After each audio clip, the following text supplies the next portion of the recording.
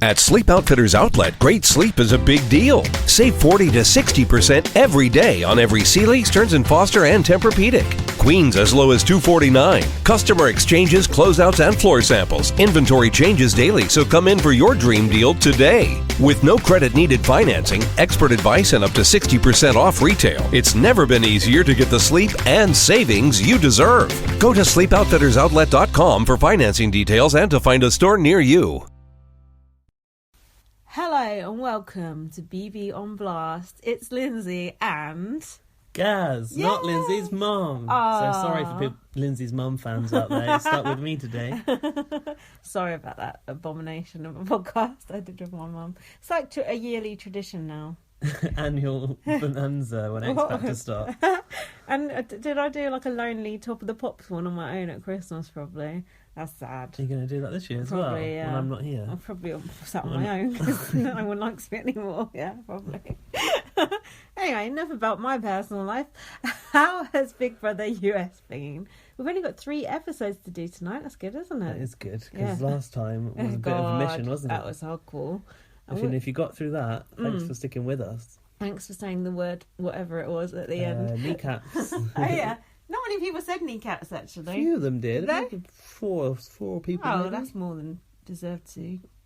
Not deserved to, that's our Mind you, considering something like 400 people listen to it on our numbers, that's not many, is it? Well, sometimes I think they might not know the rules about what happens, but I'm glad, because I think that if too many people say the word, I'm just constantly tweeting out the same gif, polluting people's timelines. I'm going to piss people off. You don't think people understand the rules? Bit like you with Big Brother USA. Oh no. I did that recap today and I was like, what's going on now? It's the middle bit. The whole episode was just a recap. I like that flashback though. I like filling in the gaps of what happened. It did help. It definitely helped when I realised that we were in between 2 evictions and there's some strategising going on. So we've got 3 episodes to cover, going from the veto episode. So we've got veto, double eviction, and then is that vetoed or vetoes? I listened to Jessica Graff of Jessica and Cody fame on Rob as a podcast. Oh. And then I realised She's a horrible person. Yeah, yeah, exactly. That's how far I've got with the podcast. And just listening to her on it, I just thought, she's actually a real bitch. Is she? Yeah. And then I thought, they were nasty anyway, but they were just entertaining, weren't they? But then just take them out of that house and it's like, actually, you're a dickhead as well. You can be forgiven for being a villain inside Big Brother, but in real life, you're just a cunt. It's only because they were anti-Paul that they were good, do you know what I mean? Actually, I still like Cody, but I think she's a bit of a... whatever. But it was interesting. What was she talking about? Saying. Just saying, like, Matt's an idiot and he's pathetic, Raven's a twat. Tell us something that we don't Paul know. Deserves to win because everyone else is so thick. Things like that. I suppose he true. does deserve to win in a way, but I don't want it to be that way. We've got to see Paul's downfall. Oh, it'd be nice, wouldn't it? Josh is only with Josh is Josh and Alex need to team up. Yeah, Jalex. Will they? It did give me a bit of hope at the end of tonight's episode when Paul went, nothing can go wrong this week, and I just thought, come on. Famous last words. Yeah, bullshit though, isn't it? Fake. So we're going from episode 33. Alex and Jason were on the block, and it was just slowly starting to sink in, I think, wasn't it, for Alex and Jason, that they're a pair of fuckwits. Quite frankly. Yeah, Jason. We're not even drunk. You've had one drink. Jason wasn't expecting to be there, was he? He was kind of shocked. He went, did you know about this, to Josh? Yeah. Josh was like, no, I didn't. It's so much bullshit when people go, oh, did you know about this? Everyone knows about every fucking thing in that house. Especially... Someone did say that about Paul at some point in these episodes. Jason did. He knows everything that's going on in this house. Oh, yeah, this is it. Oh, God. I don't think it's where he says that yet, is it? Yeah, that's the next bit I've got. Oh, yeah, he asked Paul if he knows about it. Paul said, keep calm and don't start freaking out. He said, I'm not freaking out because I don't know what the fuck is going on. That's good. I still freak out sometimes when I don't know what the fuck is going on. Well, that's when you're more likely to freak out, isn't it? When you don't know what the fuck is going on. Settle down. Oh, yeah, it's where he said that. Yeah. In the diary, he said, there's nothing that happens here that Paul does not know about. So I'm fairly certain that I'm being kind of duped by Paul to keep me calm. And he goes, so that's kind of creepy. And then he said, airlift me out of here. Yeah, careful what you wish for, Jason, I've written. I was surprised. I don't know why I was surprised to suddenly see Jason and Alex rattled and upset, because I've just been so used to them just floating on by that this is like the only thing we have to look forward to now is seeing these people suffer. All these people who've just been arseholes the whole series, just watching them one by one by one. It's like we were saying watching that episode. Who hasn't been an arsehole in there, though? Well, true. But I realised the other day that I think I like Christmas the best out of all of them in there. Oh and my someone was like, even though God. she's been a bitch to everyone, I was like, but who else is there to like? Yeah, but Josh gets on my tits. I know, but I like... Josh is actually the only one with a heart. Don't you think? And Kevin. But Kevin's useless. What is it on like Wizard of Oz where someone wishes for a heart? The Cowardly Lion. Yeah, he's like that. Follow the yellow brick road. Okay, if Josh is the Cowardly Lion, Kevin is a Tin Man. Christmas must be Dorothy. No, Alex can be. Alex can be the little dog. Toto. Yeah, because she's Paul's little dog. And then Paul should be Dorothy. Who's Paul? Who's the scarecrow? The witch. Alex can be the scarecrow with that hair. Yeah. Blonde hoe. Zing! Who's Paul? Paul's that green witch that under thing. that house. The And one that we gets fucking squashed by the wish- house. we The wish Wicked he- Witch. We wish. He's actually the Wizard of Oz behind that curtain. And they pull back the curtain. It's like, oh, fucking hell, it's your boy. Oh, yeah, was it all a trick? Someone using a machine? Yeah. Spoiler alert. Paul is that, though. But another thing that I was listening to Rob Has a Podcast again, all the old episodes that I was excited about listening to. Yeah. And he said it's like Paul don't have no catchphrases this year. Like last year he was like all about his catchphrases. This year it's like he's on his difficult... Your boy. Yeah, this year he's like on his difficult second album and he ain't got no catchphrases left. It's true, He's tried to recycle the same ones, hasn't he? He's not... Didn't you say he had a thing about being pissed? He's pissed. Yeah, pissed. Yeah, you say that all the time. Like, as in But he's never angry pissed. Yeah, but he's never pissed this season because he always gets what he wants. Doesn't he? Well, seems like it. It was someone who was on... Oh, I know who it was. Cameron was on Rob Has a Podcast. I know. Cameron from First Eviction. Yeah, and he said, actually, he was quite funny. He had a really weird laugh.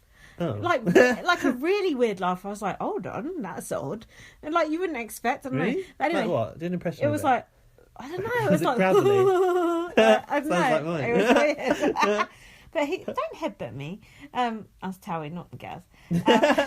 Cameron said It's wet. This is just stuff I've heard on other podcasts. That makes a good podcast, That's doesn't fine. it? I haven't listened to it, so Yeah. I'm interested. And if they haven't, then... So Cameron said, when Paul come in, he said, I've got a whole list of new catchphrases for us this year. I know. Stock phrases. Yeah, and Cameron was like, what the hell? He's like, you're just a character. These aren't actual real things. It's just you trying to build your brand. Who is it said to him? You're just a character on a Oh, reality show? yeah, Cody. He was right. True story. He is, though, because Yeah. look at that. What was that flamingo thing he used to have? Oh. Pablo. And now he's got Trejo. Yeah. That's Trejo. Yeah. Oh, is it? The floaty thing? Yeah, we thought that's where he comes from. Yeah. It's his blue toucan. Oh, how do you know that? Because I heard him referring to it by name. I think I watched a tiny bit of live feed the other day. Oh, did you? Yeah, very tiny bit. Did you hear about some of the things we missed?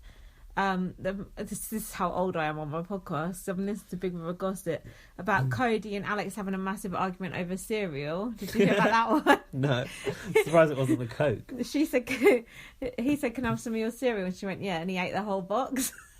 And she was just going mad at him. There was a whole long clip of that. That was quite interesting, actually. Was that the one he was eating by his hands? Yeah, I think so. And then she was going, "Oh, we all know about your daughter," because Kevin grasped about the daughter. Yeah, that's I weird know. that he I did don't that. like. I I don't don't like. understand I it. don't like that. So we can... What are you going to tell your daughter? What are you going to tell your daughter? And then there was another big blow up that we never got to see as well. But I can't remember what it was. But these were like quite big things that happened that we just didn't know about. But anyway, it's too late now. Who cares? Did anyone swirl a drink around the room?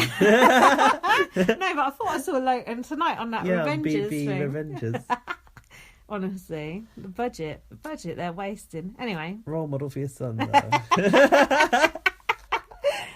hold on. Have you seen Isabel and Chanel have been on holiday together? No. Yeah, they've been to like Ibiza or something I together. saw something Chanel said, but I can't remember what it was, about getting a kebab or something, was it? Oh, yeah.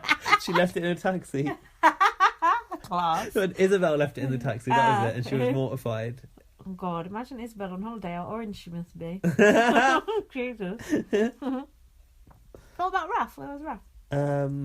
Raph right now is in Switzerland visiting his family, but there was this clip where Switzerland, fence it. he was he was visiting Chanel in, where's Chanel from? Manchester. Yeah, of course. Just outside the One Holiday Love Inn. Manchester. Yeah. And then he's like coming over to meet her in the car, and she's out the window going, "Oh my God, it's Raph from Big Brother! It's him off Big Brother!" That's funny. That's funny. I was in the Holiday Inn last week at my friend Lee's wedding. You got to watch out outside Holiday Inn. Fucking stumbling around trying to get peppermint tea for my friend who was thrown out. Better than what was out there last time? Tumbleweed. Yeah, exactly. It was like The Shining. I was like drunk, stumbling around, and she went, "Oh yeah, I've just eaten a dodgy hot dog." I was like, "No, you're drunk." So you're throwing out. I heard this story about peppermint tea. Did you put this on social media? Or have you No, told me in I real told life? you about it. Have I not seen you since then? Yeah, I think so. Yeah, I've seen you. Someone that since was drunk thought peppermint tea was going to sort them out. Yeah. No. I probably said it on the last podcast. Maybe. Anyway, should we get on with Big Brother? No. Hold on. So yeah, Jason has said someone airleft me out of here. I don't feel sorry for Jason because he turned on Kevin anyway. And then Kevin said to Jason, "Oh, I told him to use his head." Yeah, he said they can't put both of you up as pawns, Jason. Use your head. head. They're hoping one of you goes home. That's good. Yeah, he's right. And then Jason confronted Josh in the storeroom. Exactly I've got what next, I've got next too. And he asked why Christmas wouldn't put Raven up rather than both Alex and Jason. He said, "What's going on? Who's working together?" And then Josh was pretending he doesn't know and is a bad liar. He's a very good actor though. Oh, God. And next thing I've put is Paul bobbing about with his float. He comes in, yeah. He goes, "Oh, I think I'm getting backdoor." Oh, yeah.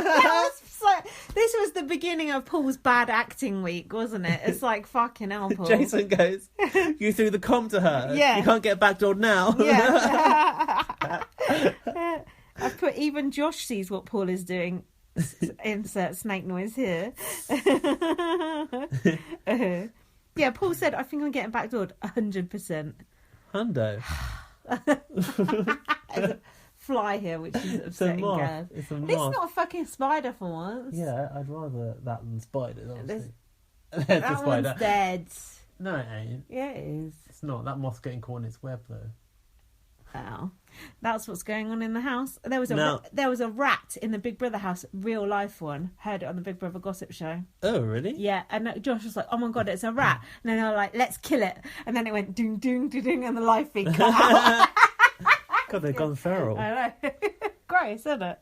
Imagine a fucking rat. Ew. I was just about to say, because we're observing like the creatures inside your house, that if you want to see some good wildlife photography, just check out Lindsay's media on Twitter.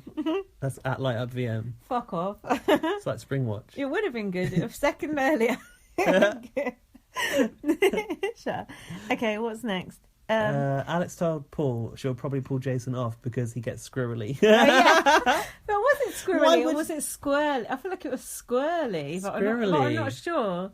Sounded like, but it's because they say squirrel. Surly, like surly the fish. No, it's because they say squirrel funny, don't they? Like squirrel. Squirrel. He gets squirrel. They say it funny. They do, don't they? But is she mad? If she won it, she would use it on Jason and not herself. Oh. That's confident. Matt used it on Jason and not himself. When? 1 week when he was on the vlog. Before he started.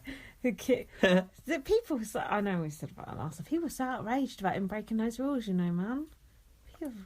Hot showers. Yeah, so he was having hot showers. So apparently have-nots have to have cold showers. Yeah. How can they tell? Maybe they just turn it on. Oh, no, they can't because he was breaking that rule. I don't know. What was the other thing he did that you weren't allowed to do? Eating cereal. Yeah, and one other thing, eating cereal. He can't survive without cereal. Yeah, what are you doing? You're freaking me out. He's fine. Fuck off. don't hit it because it dies, remember? Yeah. There was so much misinformation when we said that last time. People going, yeah, 100% true. Other people going, no, it total doesn't. myth. Yeah, people saying it's I know. Someone said, its scales come off its wings and it can't fly. This is moths, by the way. Fuck off! Oh. Definitely dying now. It's got fucking bitch slapped in the back of I it. know, but come on. We're trying to do a professional podcast here. Very professional. You're better than my X Factor one. Anyway. Go on. No, I'm going Jason- to reveal some behind the scenes stuff that we've been invited to take part in. Oh, forget that. That's bullshit. Jason and Alex talking to Christmas. Jason, Kevin thinks we're going home. Is he in on it? Jason is panicking, but Alex is all calm. She's a dick. Christmas laughing about Jason in the diary room. Trying to find where we are. Ding, ding, ding, ding, ding, ding, ding, ding, ding, ding, ding, ding. This is what Alex... Hang on, did you just cover this? Alex was suggesting throwing the veto to Paul so that he can pull one of them off. No, we're not got there yet. Oh, really? Hold on. I got quite a bit before. I was like, I couldn't believe that see... she was going to be willing to actually throw that to Paul and just put her life in his hands again. It's Alex we're talking about. Fucking idiot. I really trust Paul. Hold on, because you skipped ahead. Have I? Josh said... Josh was talking to Christmas. He said they're getting bamboozled. No, yeah. And Christmas said no, they're bamboozling themselves. You're jumping ahead of me. Oh, well, so I've got squarely after all that. Squirrely? Yeah. Squirrely. I've got... Guys, was it squirrely or squirrely? Because I think it's squirrely. Squirrely is a word, though. Is it? Yeah, like squirrely, yeah. Yeah, like squirrely. Use it in a sentence as well. It's a word like squirrely. I'm thinking Yeah, do use it in a sentence. Yeah, like I'm Jason's going to use a veto in because he getting gets squirrely. on the block. Look, I've written a book. I've got something about Dan Giesling next. What? Already? It's later. Go on. Yeah, what no, you I got? have jumped I ahead. know Sorry you about have. that. Get back in your box. Other sides of the house. Go on. What you got? Opposite sides of the house. No, go on, you carry on. We've only got 3 episodes. We can't even get through one. I got Paul and Joshmas planning to pull Alex off if they won the video. Yeah. And, yeah. This is the bamboozled. Yeah, I'm after that bit now.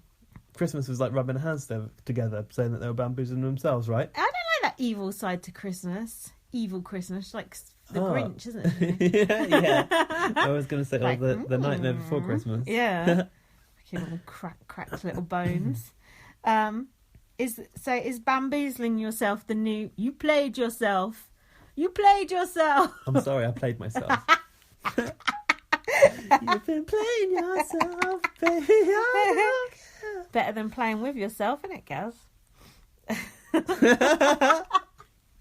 Well, sometimes needs must. Well. Right. What's going on now? Paul said in the diary room... Oh, no, hold on. Paul said to Alex and Jason... Oh, yeah, this is what you just said. The best thing to do is let me win and pull one of you off.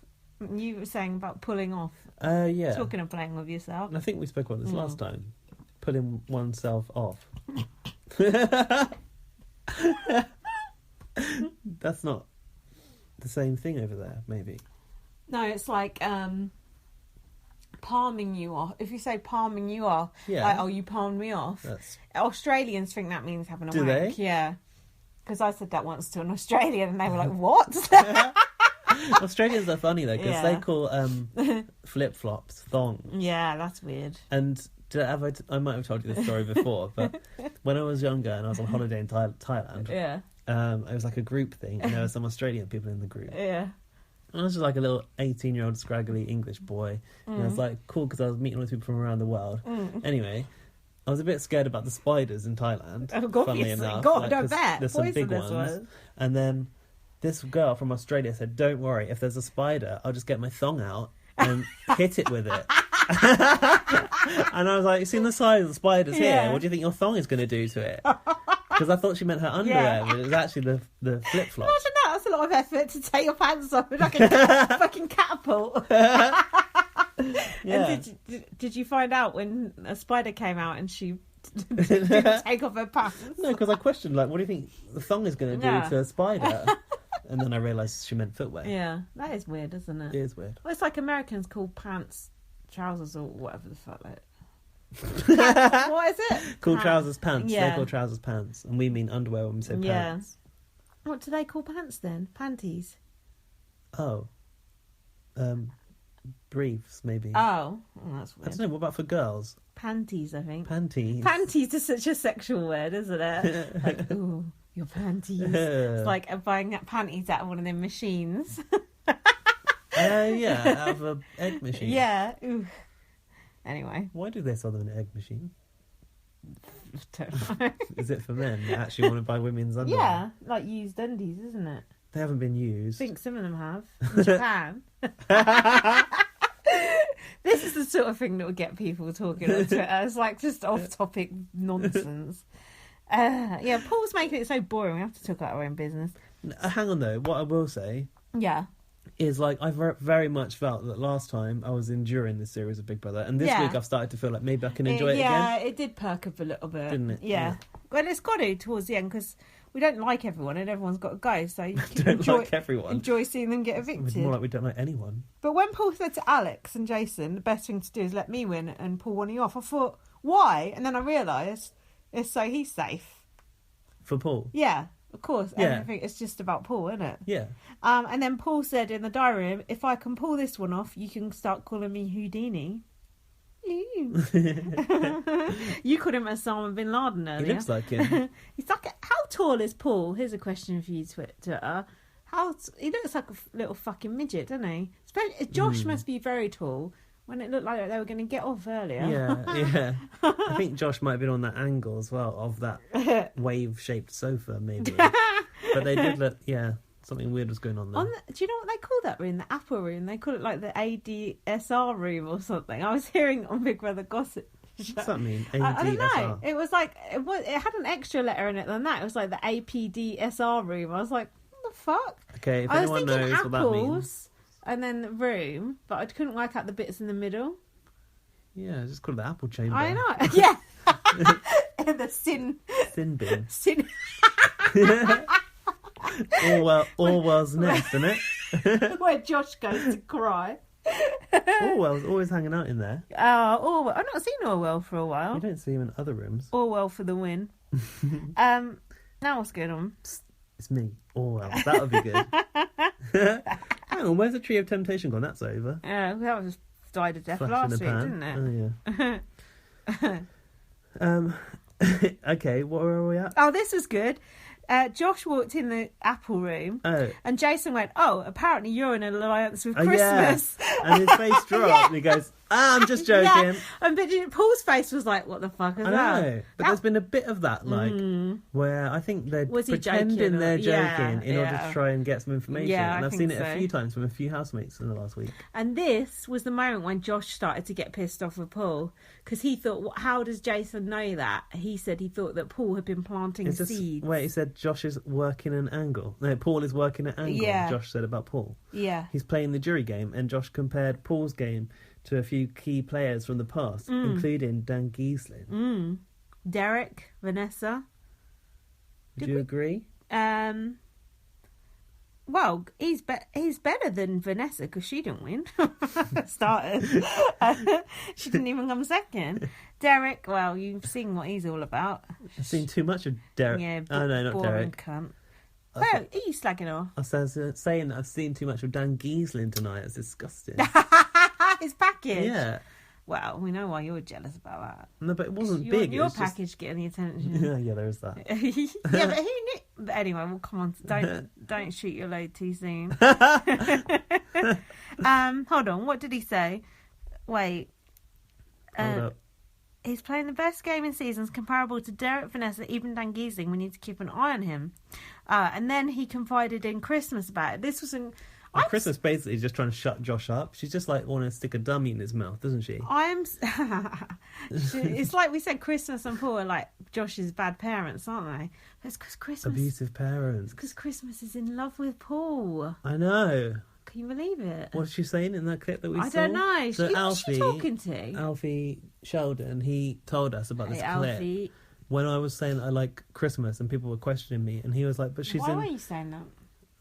Because it just occurred to me she's the most likeable person. Jesus Christ. Fucking hell, man. That's not good. Excuse me.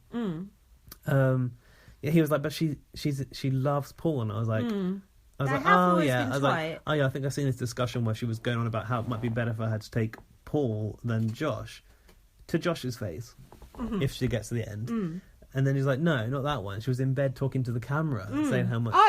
So was she just? That was just her on her own saying that. Yeah, it was like nighttime in the HH room, and she was by herself. She was going like, she was talking about the feelings that she gets when she looks at him and stuff. Ew.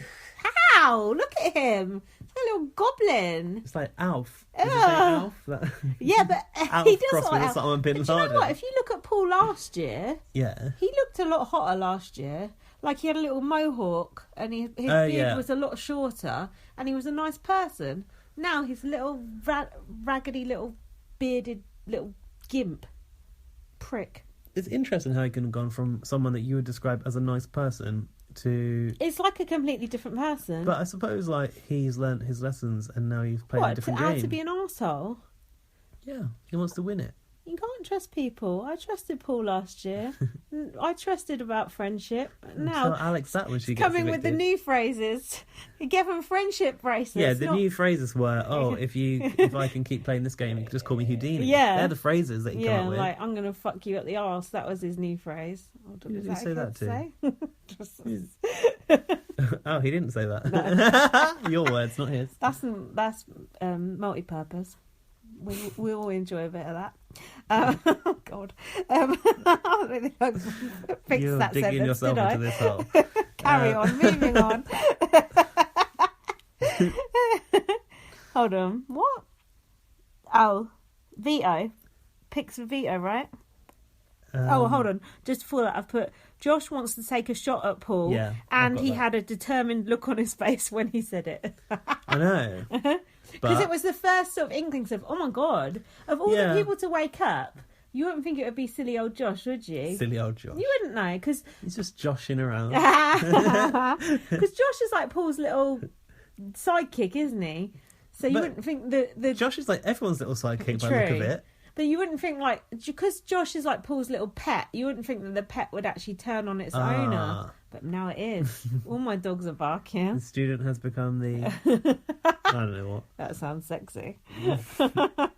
So the veto picks, you like the player picks for the POV, don't you? The player picks for POV. I do. I'll never forget that. That's Dylan's legacy. Do you think Dylan and Emily got married yet? I don't know, but they were being mentioned on Rob as a podcast, actually. Really? Because someone was saying the casting's good on Big Brother Canada, then Rob was like, what about Dylan and Emily? Oh. And ginger one. Oh, fucking hell. Jackie. She did win that veto, though. That was good, yeah. She was pivotal in that double eviction, in Neda's downfall. Right, veto picks. What have I got here? Oh, this guy. What? Whoa, this guy coming. Oh, that fat guy off of the telly.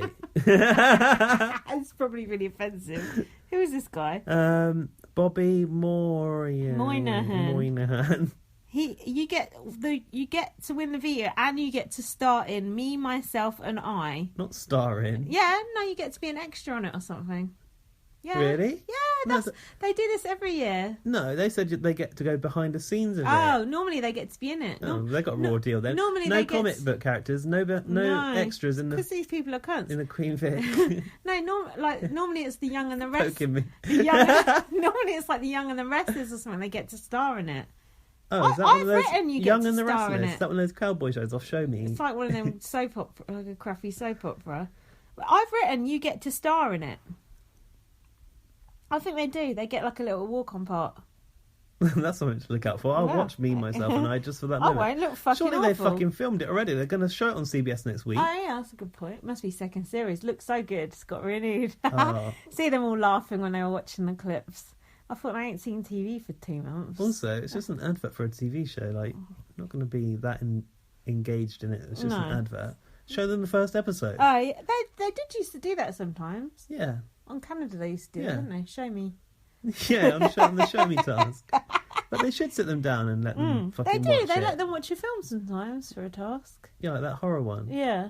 What horror one? I think that was on Divergent as well. Yeah. Divergent. There was that horror film we had in our Big Brother. What was that? Oh yeah. Where Aaron and that they got to go stand on top of the stairs and watch it outside the Big Brother house. Weird. That is weird. So then this guy coming. Oh, he came in banging the pans, didn't he? Just giving Josh more fuel to his fire. Josh isn't allowed to bang the pots and pans anymore. They told him to stop doing it. Oh, really? Yeah. How do you know? Because I heard it on something. He broke all the pans, apparently. I was thinking about the actual, like, quality of the pans. They look good, but you don't want them being bashed up, do you? No. You've got to last them for the next 10 series, probably. Mind you, the only thing they're eating in there is fucking cereal and drinking Coke. That's it. That's true. I've never known anyone eat so much fucking cereal. I don't know. I don't eat cereal, do you? I don't either. There's like for cereal, there's a very optimum moment that you need to eat the cereal before it goes bad, soggy. I need it like the frosted, crispy. the Frosties. I've got Frosties pyjamas on it right now. Also known as Frosted Flakes in American Big Brother. Not as good, is it? But they still got Tony the Tiger on. No. They probably call it fucking Terrence the Tiger or some shit over there. No, it'd be Tony for sure. They're great. I wonder if it's got to be the same. It's got to be. Anyway, Frosties, that's my favourite cereal. But there's only that, like, you got to eat it quick after you put the milk on, right? Otherwise, soggy, no good. What about Cocoa Pops? One or the milk goes chocolatey. I'd rather have a bowl of Cocoa. I don't like Cocoa Pops. Do you know what else is quite nice? Crunchy nut cornflakes. And I don't even like nuts. They taste very much like Frosties. Almost exactly the same, I think. They don't. They do to me. They're better, I think. But anyway, cereal's full of sugar. Do you know... I'd rather have a bar of chocolate. I'd rather have a bar of I was talking to Ryan Corman, whatever his name is, about his sugary cereal the other day when he was having it early in the morning. That's and then he was going back to bed. Yeah. You don't have a bowl of sugary cereal then go back to sleep, do you? Some people take a cup of tea to bed with them. My mum does. What, at night time? Yeah. Isn't that weird? It's caffeine. That's weird. Unless it's going to a tea's made and it's going to be hot when you wake up in the morning. She just drinks it just before she goes to bed. Weird, isn't it? Mum's weird. Hardcore. Why? One last speaks very highly of you. One last cereal shout out. Yeah. Do you know what I miss? Go on. Ricicles. Oh, they're not doing them no more. Captain Rick. I don't know, they might, but I don't buy them anymore. But I used to like them as a kid. Yeah, that's classic. Snap crackle. That's not the same thing, is it? Anyway, cereal's crap. I don't want it. I don't want no part of it. Honey Nut Loops? Nah. Fruit Loops they've got over there. Yeah. It's all that's fucking Lucky Charms with marshmallows and shit in it. That's weird. Ugh. If you want to buy, now this is a shock for American listeners. If you want to buy in our supermarket, some of them they got a little American section, a box of Lucky Charms. Do you know, guess how much a box of Lucky Charms is in Tesco's? From the American section. From the American Fiver. aisle. Yes, £5.95. £6. What's that in dollars? A lot. $12 $15 something? or something. Is it? Yeah. It's like more than $10 for a box of Lucky Charms. Sugary shite. Imagine that. Isn't it meant to be from Ireland if it's called Lucky Charms? Yeah, that's why. Farmed by real leprechauns out of the Irish hills. To be sure. Jedward's favourite cereal, I've heard. So anyway, this Bobby Moynihan twat comes in. Apparently he looks like a young Tony the Tiger. apparently he's a big Brother fan, this guy. He did seem to be made up to be inside the house. That was quite nice, actually. So that's good. Paul gave him a friendship bracelet. And then, he slagged it off in the diary room, didn't he? That guy didn't like Paul, did he? Not really. This veto was funny. You can't remember? It was a slap, punch, kick thing. Basically, punch, slap, kick they machine. just beat up their housemates for our entertainment. I just wanted to say, when he walked through the door, did you see the way Josh was looking at that man? No. He was like so starry-eyed, Was like he? gazing at him. Do they actually know who he is? I think he's off Saturday Night Live, so I think he is actually like a real famous person. American listeners, tell us how famous that guy is on a scale of like Darren Day to... Daniela Westbrook. Good luck with that.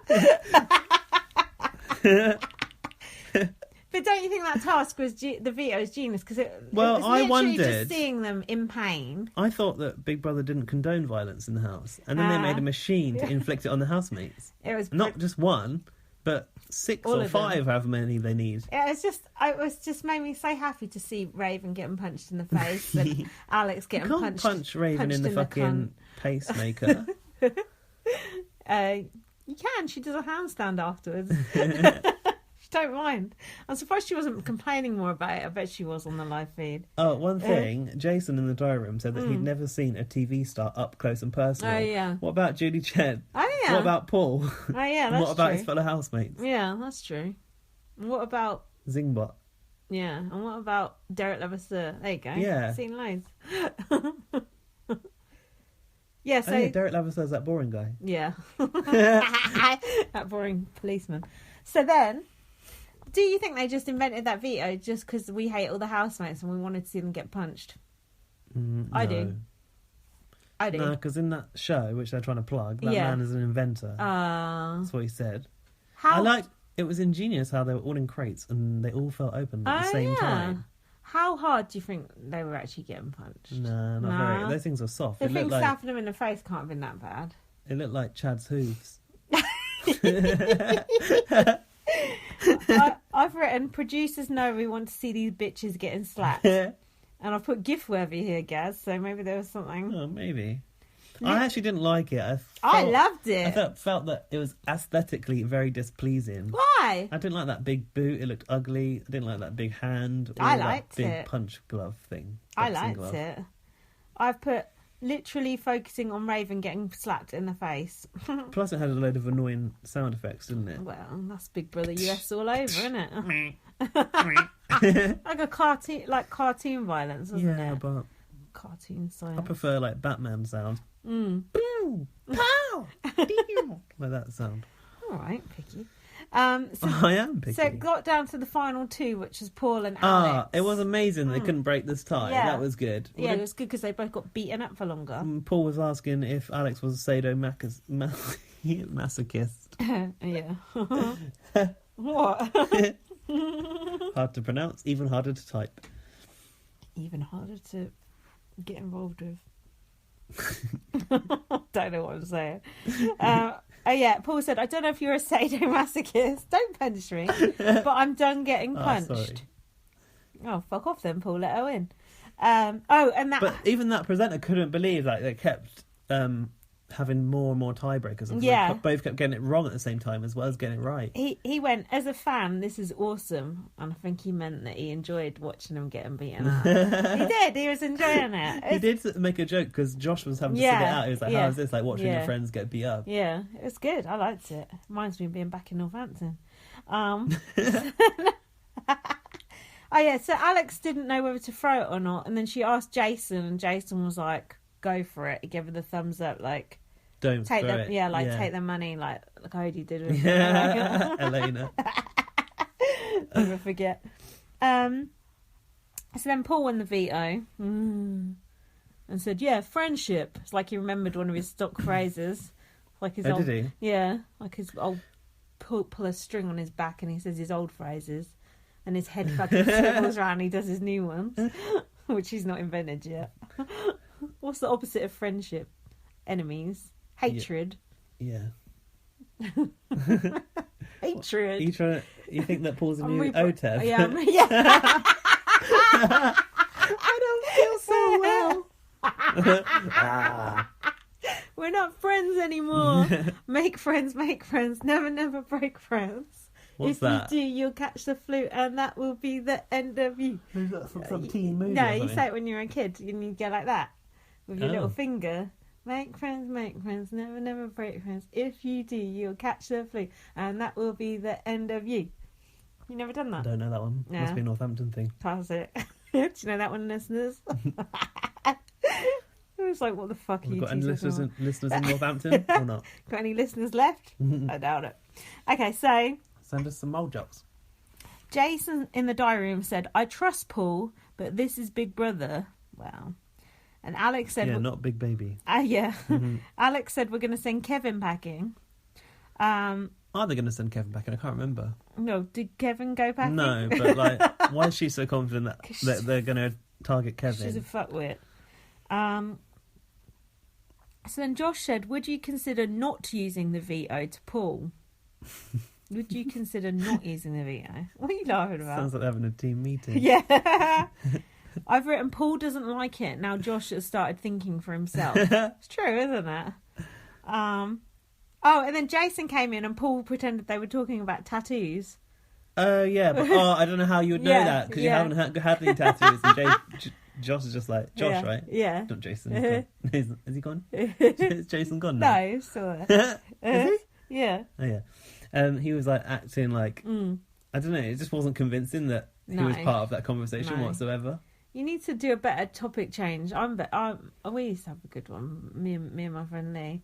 It was the essence of the brand. That was our topic change whenever we were gossiping in the kitchen and someone walked in. We just went, yeah, and that's the essence of the brand. It just sounds like such a wanky thing to say that people actually are talking about that. Makes you sound like sophisticated. But mind you... What conversations are you having to have that we were having on the back burner? There was also, there was like office affairs going on and stuff. Work. Yeah, there was good shit. shit. Oh, because it looks like you're talking about work, your work brand. Exactly. When you said kitchen, I thought you meant like at a party. No, like in the little work kitchen. Good. You go and have a cup of tea and have a little gossip. And also there was like a glass window there so you could see people coming, so you knew when to... like the Big Brother bedroom. Paul needs that. Our bedrooms. So, what then? Josh said to Christmas, what do you think Paul's pecking order is? And Christmas said, Alex, Raven, Kevin, but I couldn't work out which order that they were being pecked in from those three. Alex, Raven, Kevin. What's wrong anyway? Yeah, it is wrong. Josh... Oh, this is where Christmas got all angry with Josh. Oh, she started like really coming down on him, like, reel it in, mate. She talks to him like a piece of shit, don't she? She was pissed that Josh walked away from her. Yeah, remember? he was like, I'm going to go have a nap. He couldn't take it anymore, talking about finding three. And he went, I'm going to go and have a nap. And then in the diary room, she was getting all angry. And then she went up to him. She's like, don't walk away in the middle of a conversation. I thought she said, I'm not one of those little cock whores who you treat like that. Did she? I'm guessing not. Done. But they did bleep it out. Sometimes they bleep things, and I'm like, what would that have possibly been? Honestly, I went back twice. It looked like cock whores both times. It kind of been, can it? Might be. She might be talking about, I don't know, Alex. Cock whores. She's got bleached blonde hair. And then I've written, Christmas is a cunt. And Josh is heated. Oh, and then Raven walked in on them basically having an argument. Yeah. And she was like, what have you done wrong? Yeah. And then she said, he knows. Yeah. You don't need to know. Yeah. God, Christmas is stern, man. It's on a need-to-know basis. Christmas is like one of these I'll see you in my office people, ain't she? Well, that bedroom did become her office. Yeah. She took him in there for a telling off. Yeah. I don't like them. Fuck that. I don't... She's like treat him mean, keep him keen sort of thing. She don't talk to Paul like that. It's like though. Trevor out of EastEnders, isn't it? I love you, but fucking listen to me and do what I say. So I love you, but you're a little bitch. So Paul was acting uber fake at the veto ceremony, and I've written that he makes me cringe. Mm-hmm. What was he being fake about? I have not even got that bit yet. Hold on. Before that, I've got Josh was talking to Paul on Christmas. He's risking his game big time. Josh is making sense. Christmas putting Kevin up, then voting out Jason makes no sense, other than to make Paul look good for using the veto. This was all about Paul was basically trying to set it up so he had no blood on his hands and Josh and Christmas had blood on their hands. I can't remember. Anyway. Well, me neither. Yeah. And then Paul said, I'll get blood on my hands next week when I evict Alex. Not true, because he's not won HOH, the little liar. You little liar. You wanted Christmas to win it. Yeah. He's still scared of getting blood in his hands. And then in the diary room, Paul said, Josh, just let me call the shots and you play your role. Wasn't bad, was it? That's good. And then Josh said he doesn't think Christmas and Paul are being team players. It's not a fucking team game. It's one person wins Big Brother. Josh said he thought Christmas and Paul weren't being team players. Yeah. And then Paul said, trust me, I don't make mistakes. You did last year, bitch, taking Nicole to the final two, so shut your trap. The painful thing is, like, for his game, he hasn't made any mistakes yet. Not so far. Not so far. Only because these people are so thick. If Paul was actually in there with other vets, people like Derek and whatever, he'd be eaten fucking alive. Actually, he wouldn't, because he'd be floating through, because no one would give two shits about him. But no, you can't knock it. Paul has played a good game, but he's evil. He's actually evil. That bit later on that we'll discuss, that was when Josh's eyes. Josh with the eyes, yeah. So then what? Well, the veto ceremony, isn't it? Oh yeah. So Paul used the veto on Alex. So Paul looks good again. Yeah, in her book especially. Yeah. So then Christmas had to choose someone else. So, it was Alex and Jason on there, wasn't it? So then Christmas had to put up Kevin. And she used the reason of that he'd never been on the block this whole time. And so then Paul was gloating in the diary and being like, well, neither have I. But no one noticed. Exactly. How does he get away with it? God knows. It's like they just feel like he's immune because he's the vet. I heard a bit on Big Brother Gossip Show earlier because I was trying to swat up before we did this. Basically, nick their ideas. That's unlike you. No, not nick their ideas. Just get get information. Yeah, very old stuff. New perspectives. Yeah, Jason said. Jason said to Paul, "It would be an honour to lose to you." Jason said that to Paul. Yeah, it would be disgusting. It would be an honour to lose to you. I mean, he didn't look honoured when he got evicted, did he? When he scuttled out. Yeah. Good point. Yeah, that's true. I don't steal people's ideas because by the time I steal them, they're about a month old. Stale. So then Kevin... Oh, yeah. Jason said in the diary room, it probably doesn't get any better than having a team like Paul and Alex. Fucking hell. Up to the last moment.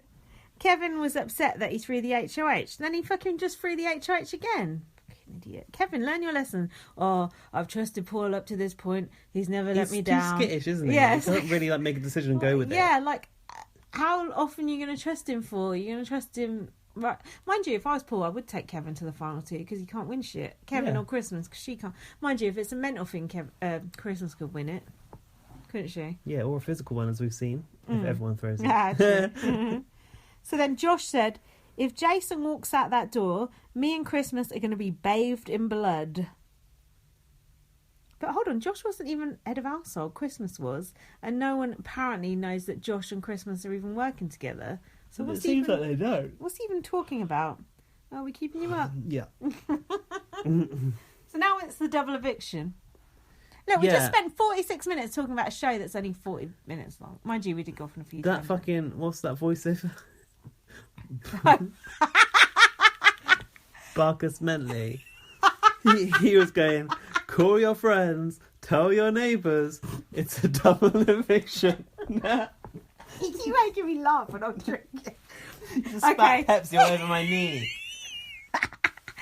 Hold on, I'm just going to call my friends. Oh, it's a BBUS double eviction. Going down the road, knocking on people's doors. Come round mine, double eviction. Did you know it's Big Brother US double eviction? It's like, yeah, I know it's 1 o'clock in the morning, but, you know, we've got to watch it live.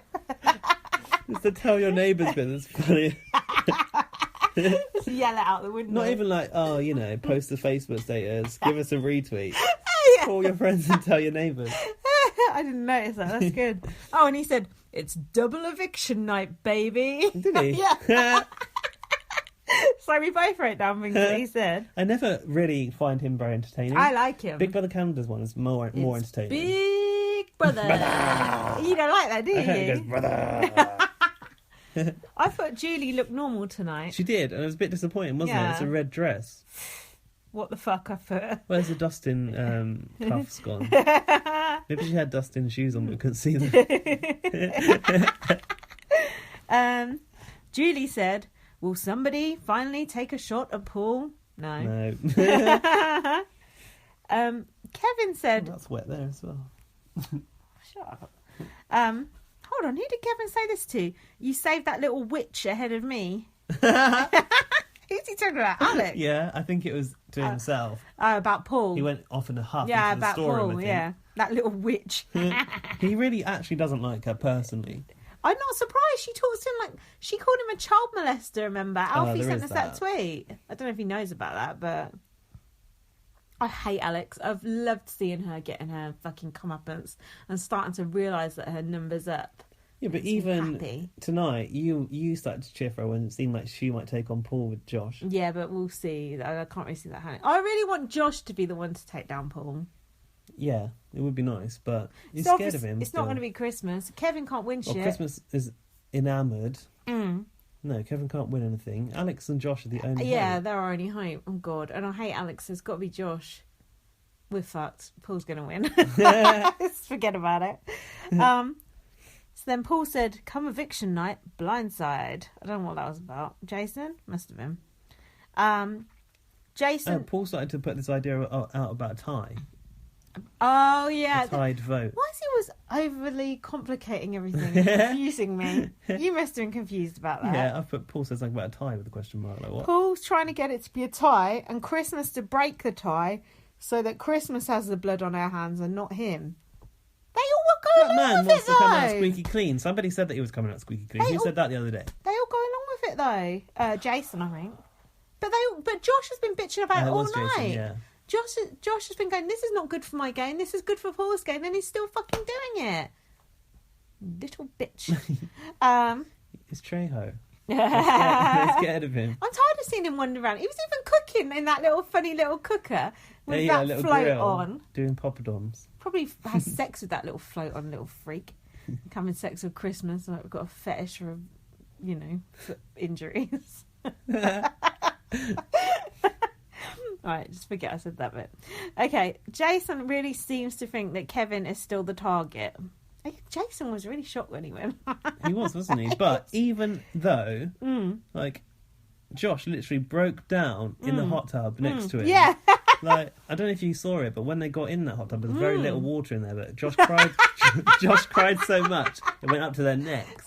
That was Josh's tears. They were literally swimming in there. Jason's like, "Oh, you're right, mate. Like, everything okay? Why are you sobbing like someone's dying? What's wrong with you?" And I've put bit obvious.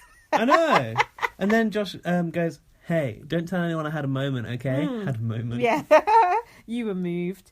And just before that, Paul said to Josh, "Get your head out of your ass, whatever." Oh.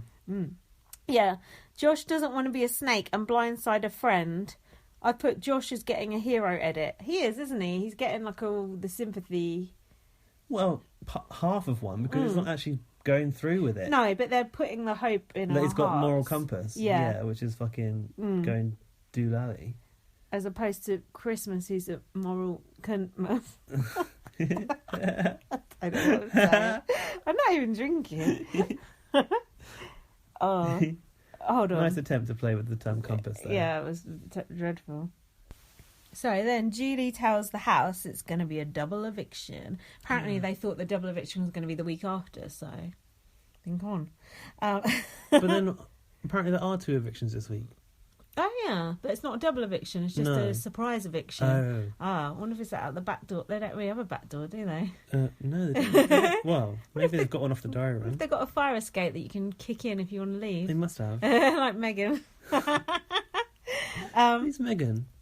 Megan on BB19 just fucked off, didn't she? Exactly. I thought you went off our Big Brother going out the fire door. Megan McKenna. The less said about her, the better. She was just yelling in the diary room. She's number 1 in the charts.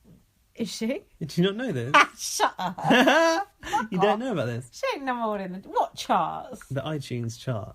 Fuck Megan off. McKenna is at number 1 and number 2. With 2 songs. One's called High Heeled Shoes and one is called something about love, but I can't remember what it is. And do you remember in Big Brother, apart from being a little bitch, she did that singing competition. There was a talent contest and she did singing. Right. She's now like launching a country music singing career. And she's displaced Taylor Swift from the top of the charts. Shut up. I know it sounds mad. Don't talk This crap. is reality. That's not reality. This is the truth about what's going on in the Shut UK up. right now. Are you serious? I'm deadly serious. Have you heard this song? Yeah, I listened to both it of them on country? Spotify. The country, yeah. Is it awful? Should we play it later? No. I don't like that vein that goes in her neck when she gets angry. I know, I would Freaks never me forget out. that vein. Freaks me out. But didn't Dave Wohl do a remix of hers? Yeah, I did tweet I preferred her first single with that link. I like the new Dave Wohl drum and bass one. That was quite good. It was better than the original. It had a good, kicked it. Had a good And there's little goats will come up. Yeah, it was good. It was good. If you don't know who Megan McKenna is, she's off our Celebrity Big Brother. Yeah, she was a horrible little rat face thing. Went mad in the diary room, didn't she? Yeah, but I can't remember what it's about now. Alcohol, probably. I clean everyone's shit up. Oh, yeah. You don't clean my shit up. Yeah. Christian said that, didn't he? Or whatever John. the fuck his name was. My name's John. Jonathan. Oh, God. Anyway, we're getting off topic. So, they did their speeches, Jason and Kevin. What did Jason have to say? Jason, I've put Jason forgot his own name in his eviction speech. Did he? Yeah. Did it? Kevin said, "Thank you, Judy, for being such a gracious host." That's nice. I've got that. He's very charming. The whole summer. Yeah. He's very charming, isn't he? It's a bit smarmy, isn't it? Think? Smarmy? I don't think he's a bit smarmy. creepy, a bit of a creeper. I don't think he is. No, Do you think he is? I think it's a bit creepy. I've heard other people say that. I don't personally find him creepy. Like, I mean, Julie just comes on the screen every now and then. Like, he doesn't know what kind of a host she's been. Behind his back, she could be saying all sorts. Okay. So then they voted to evict. Alex voted to evict Kevin, obviously.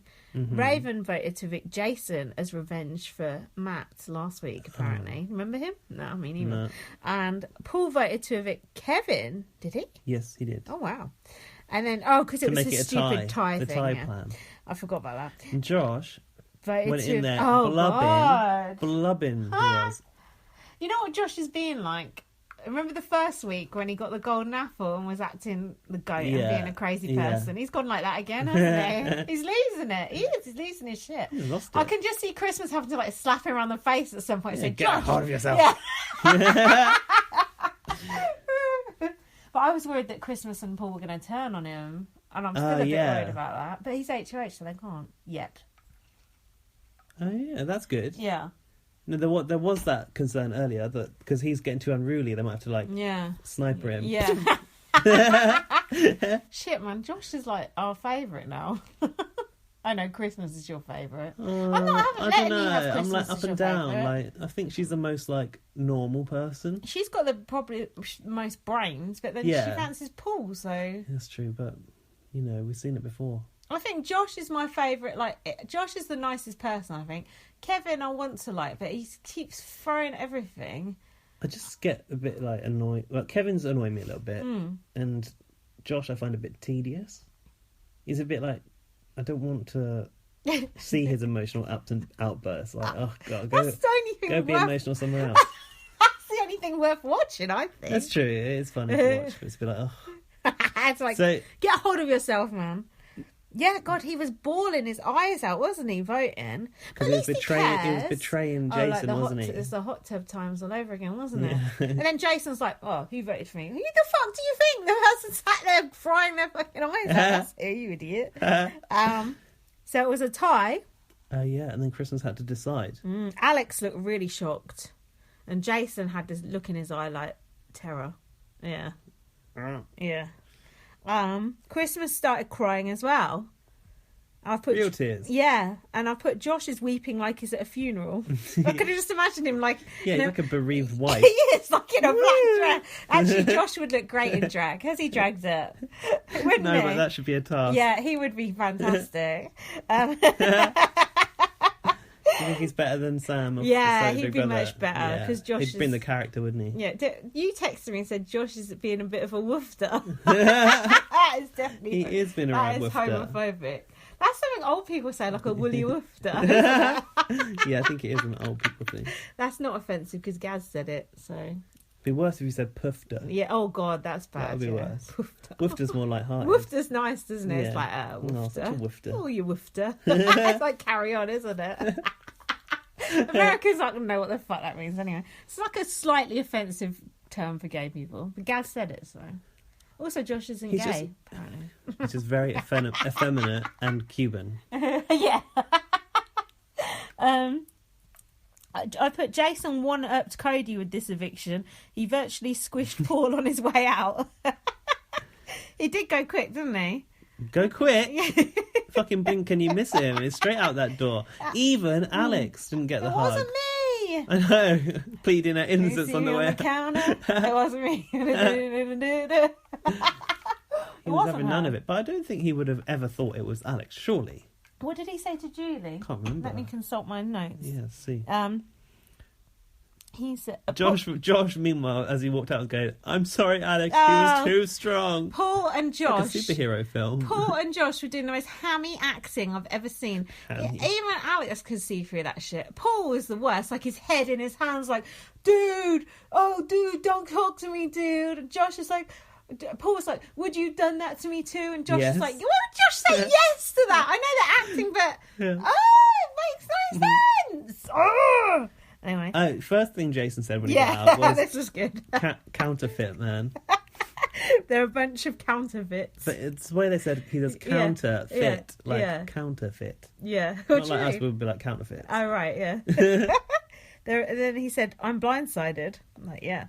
He said, "I'd like to get back in there." Is this too soon, or for 5 minutes? Yeah, for just 5 minutes. And Ginny went, for the safety of the house guests, I don't think that would be wise.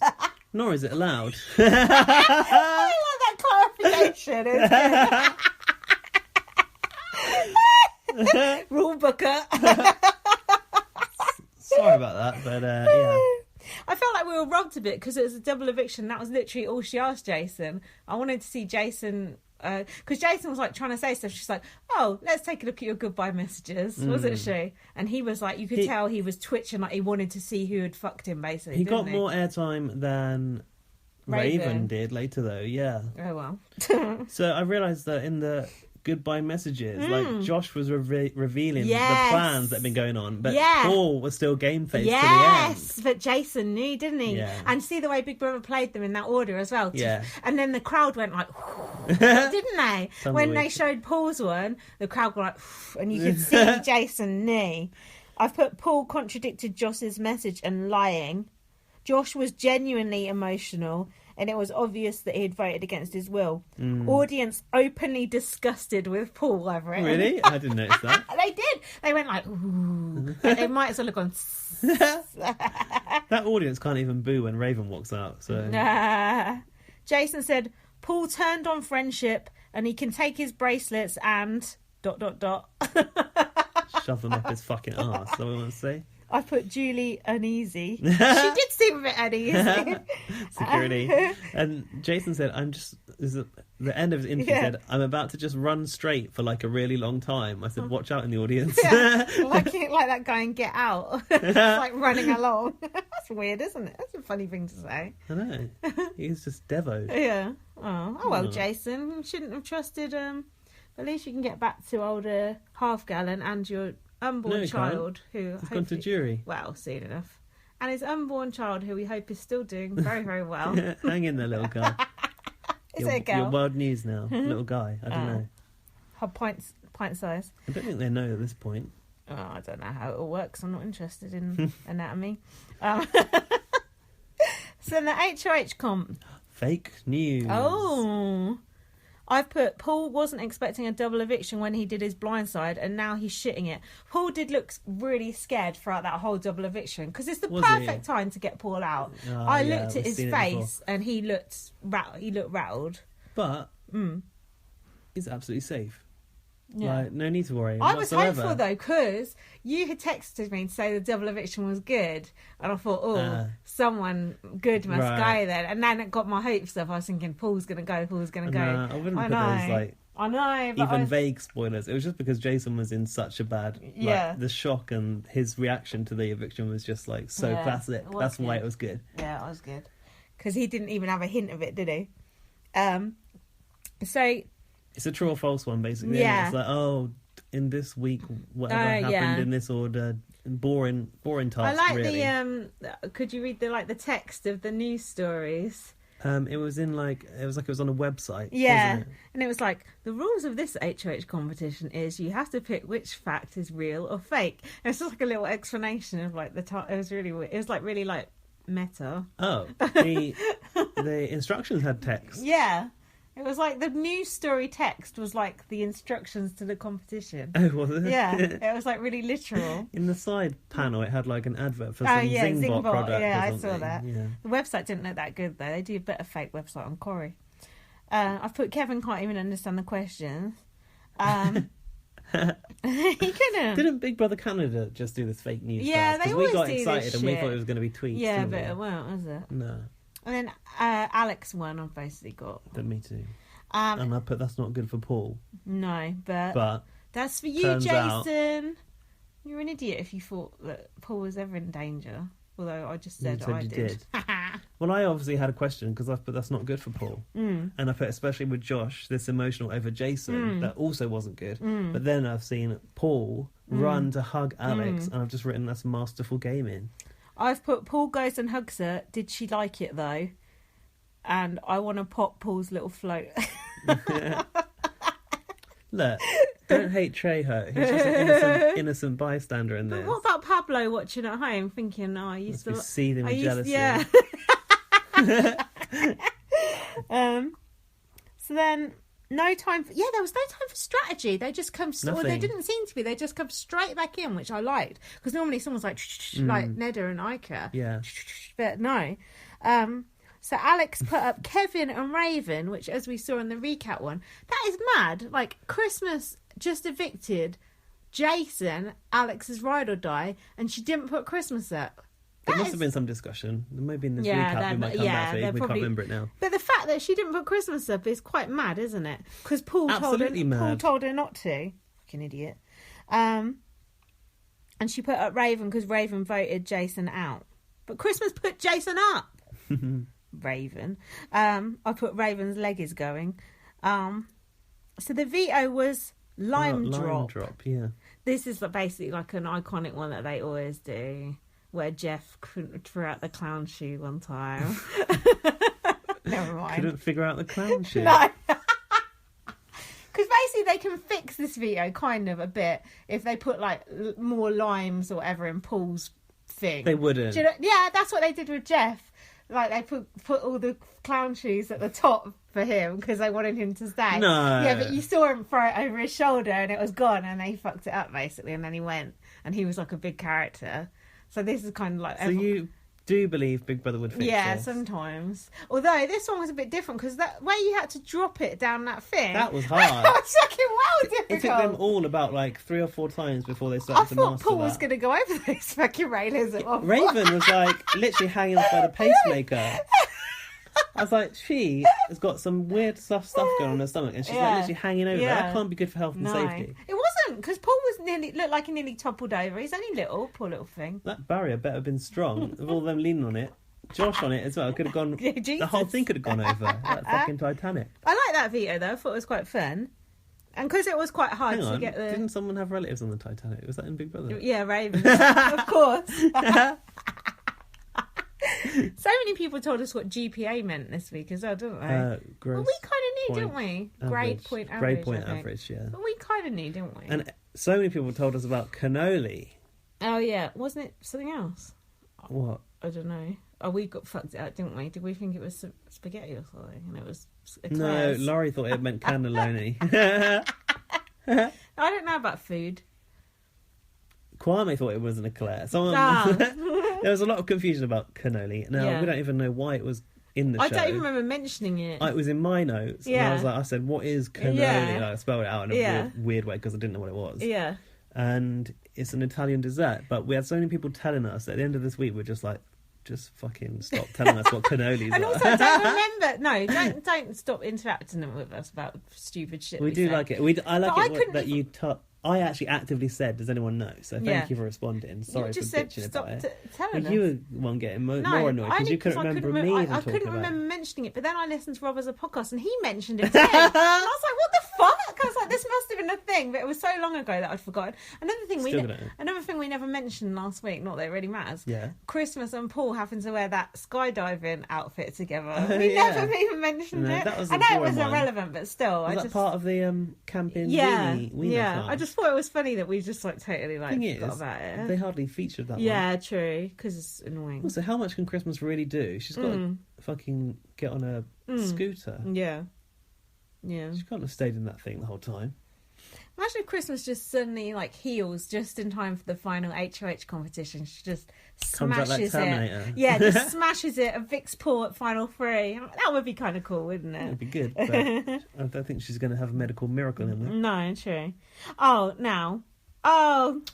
You've thwarted me because I said the lemon and lime thing is a waste of food, but you said it was fake. Yeah. Fake lemons. They were balls. Ah, I was going to say, what a waste of food. There's people starving out there, you know. Our favourite. When life gives you lemons. I put this makes me want a vodka and Sprite. So basically, they got like there's some steps, right? Yeah. And then a lower level. The steps are quite steep as well. Yeah. Yeah, I suppose they were. Hadn't thought of it. There's a rail at the back, and everyone has their own cylinder where you have to drop in the lime. But the lime is massive. The lime, the size of a fucking watermelon. So I don't know why it wasn't watermelon amongst the limes. And it was really hard to get it down the tube, wasn't it? That lime, the circumference of the lime was the same as the circumference of the cylinder. So you had to be exactly... Yeah. Very slowly drop it onto the edge of the rim so that it could like bumble its way in. You know what I mean? Where it goes like like sort of like wobbles to and fro. A fucking genetically modified lime, wasn't it? But these limes that are the size of watermelons are in amongst all of these lemons, which are actually yellow balls in the back of a truck. I thought they were real lemons. I did it first as well, but Julie said if any ball drops on the floor, then it's out of the game. Oh. So then I was like, ball. So I looked a bit closely and I could see they were balls. She ruined it. I put Julie's commentary, Paul with a lime, Josh with a lime. That's so crap. I thought that was She can't ever keep up. She doesn't know what's going on. She's no sports commentator. I was actually found like Vito quite tense though. I enjoyed it. I thought Alex was going to win it because she was the first one to get on to the technique. The good technique. She had like 2 or 3 in there. And then Josh suddenly comes up. Yeah. Brings it up the rear. I've put Paul dangling over the little railing like me at Celebrity Big Brother when we were standing on that railing. Or Michael Jackson with blanket outside that hotel room. Niche references there. I was praying he'd go over. Being short is definitely a disadvantage. It's true because Josh won and he's the tallest because he could dangle down further. Yeah, that's true with the most ease. Raven did nearly go over, and then so Josh finished. He's like, yeah, and Julie's like, Josh, go back and push your button. Go back and push your button, divvy. So then Josh had a few minutes to strategize. This is the best time to get Paul out. Meanwhile, Kevin put his suit back on in case he was going to get evicted. Oh, yeah. Got a few mojols. So, turns out that he didn't use it. Josh did a speech about how he was a misfit looking to find his group. What the fuck is he talking about? Oh, girly boys. Lol. Yeah, I didn't think of that. I've put Paul is shitting his pants. Paul looked so nervous. Really? No, I'd like to see honestly, this again. he was sweating, and that wasn't acting. That was the real. That was the real tea. I've put Craven on the block. That was Kevin and Raven. Giving them a romantic name. What's that called? A portmanteau when you put 2 names together. Is it? Yeah. Clever, ain't I? You learned that this week. No, I haven't known that for ages. Portmanteau. Yeah, that's what it's called. In one word? Yeah. Where's it from? It sounds French, doesn't it? Yeah, it does, doesn't it? It's like, I know things, don't dig around on the details. It's like, I don't know the rest of it. Just accept it and move on. Yeah. All right, Paul. Do as I say. Have I ever shown you the wrong way? Has this podcast ever gone wrong before? No. Apart from all the times Towie's put in a mouse, etc. So Kevin's speech was, I've not won any competitions. That's good. Mm-hmm. Raven said, oh, I'm glad I've been here to highlight gastroparesis, blah, blah, blah, blah, blah. That's my Raven impression for you. Where does Raven live, Gaz? Arkansas. Yeah. Just tested. No one really highlighted that apart from Ryan. And me. And you. I think that's funny. I get loads of things wrong. It's like fucking what's that place near us that gets pronounced wrong all the time? Don't know. What one? In London? No, our way, like between Northampton and Bedford. Oh, I know, Toaster. Isn't it? No. Yeah. There's a place called Toaster that's spelt like Towester. Yeah. What are you thinking That's not the one I'm thinking of. It'll come to me. Yeah, there's one called Toaster, but it's spelt like Towester. There's another one, a really bad one. It's like begins with R. I feel like it begins with R. Rawns? My grandma used to live in Rawns, but how do you spell Rawns? Raunds. That's quite obvious. Yeah, I used to fancy someone who lived there. He was called Darcy with an apostrophe. He was nice.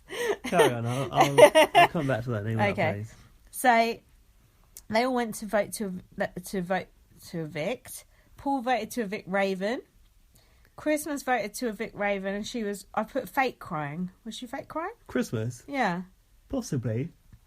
I don't know why she'd be bothered about evicting Raven. And then Josh was asking Christmas who he should vote for in the corridor bit, but we got more information on this tonight than when we watched tonight. They wanted a clean sweep, didn't they? Yeah. But Josh didn't, and he stuck by that. Yeah, because I've put Josh voted to evict Kevin. I could see his cogs turning in his brain here. And it was true. He was thinking, wasn't he, what to do. Josh is our only hope. Obi-Wan Kenobi. And then Raven was voted out. She was crying. Paul said to her, "Where's your green bracelet? You need your green bracelet." Yeah, what was that green bracelet? Probably friendship bracelet or some shit. It's like, alright, don't make her panic about a fucking bracelet when she's getting evicted. She didn't care. She didn't stop for that bracelet, did she? No. And she went, "I thought you had my back, but you didn't." And then we heard some other things she said, which we'll come back to. Yeah. We've got to go back, isn't it? Yeah, it's weird, isn't it? I know. Fuck that. Anyway, whatever. And then she was crying. This you should say about that thing you saw, because it was about her crying. And Global TV? Yeah. Yeah, so Global, whose Twitter and that is done by Joshua Grant, I think his name is. He does the BB Can Twitter as well, and he's really good. He's been, like, doing quite a lot of funny stuff about BB19, and it was one of those, like, it said me in the week, and it was her walking out in a mood, and then me on the weekends, and she's doing that high kick, like... It was so noticeable the way that when like she walked out, white. she was like literally, and she's like, hi everyone, did a fucking handstand. It's like, but that audience can't even boo her. That's because it's all production. They put all moles in there. They do because they think they're real people. Nah, not when it's someone who comes out that people hate, because they don't like boos. They're civilised. Like when Jade got evicted, but we had no audience. Yeah. I was so I was fucking furious. She deserved to get booed for what she did. Jade? Yes! Jade wasn't racist. She deserved to get booed. She is a bully. She was. Yeah, I suppose she could have been bullying. Yeah. She's probably... But the other two got evicted normally and got their boos, Good. didn't they? Yes, they did, right? Good, yeah, they did, yeah. Cunts. Anyway. The thing is, they actually feared for Jade's safety. It's like... I'm not surprised. I'm really not surprised. Yeah, but you can frisk all those people. Like, what, they're still worried about? Someone's going to kill her with a shoe. Well, as it was, fate had a different plan in store. Well, it's true. Oh, yeah, it's not my fault. Blame the Grim Reaper. So yeah, hold on, where are we? Oh, Raven. Well, and then that smile she did when Julie goes, that looked joyful, Julie said. She looked like the smile she did when she came out. I've never seen that look on Raven's face before. Like, she really liked the attention of it. Yeah, I was going to say, it was the sort of act of being in front of an audience who was showing her some attention. It was really She weird. is a fucking, like, attention fucking vampire. Yeah, she is. She lives off that shit. And then they show a clip back to the house, and Paul's going, "Congrats on making it to the final I hate five, the way he has to narrate everyone's life in the house. Like, fuck this off. This is a really big deal. Shut up. As if they don't know. They don't need you to tell them. So Julie was like putting Raven on blast a bit, wasn't she? Julie goes, "Oh, you just cuddled with Matt all summer. You didn't actually play the game." She pretty much said, "Where was your game?" Yeah. But she went, "Oh yeah, I think I played it pretty well." And Julie was a bit like, "Well, we didn't see it." Yeah, no, this is how Raven said she played the game well. She went, "I threw competitions for Paul." Yeah, wicked, nice one, Raven. Well done. Honestly, that's what she said she did. Yeah, I do remember her saying that. She's like, okay. And then Raven said, "I don't have any regrets. I'd do the same thing." You're still out. Yeah. You're out now, so like... Fucking most stupid thing Don't I've ever do it heard. again. No, exactly the same. No, come out 5th or whatever it was, 7th or whatever. Wait till you look on Twitter. Yeah, fucking and hell, YouTube man. and everywhere else. Raven's an idiot. I put Raven seems oddly excited to be outside of the house. She did. It was really odd. So then Julie told us that the Revengers were coming. I was just like, what the fuck is that? I still don't really know what that was.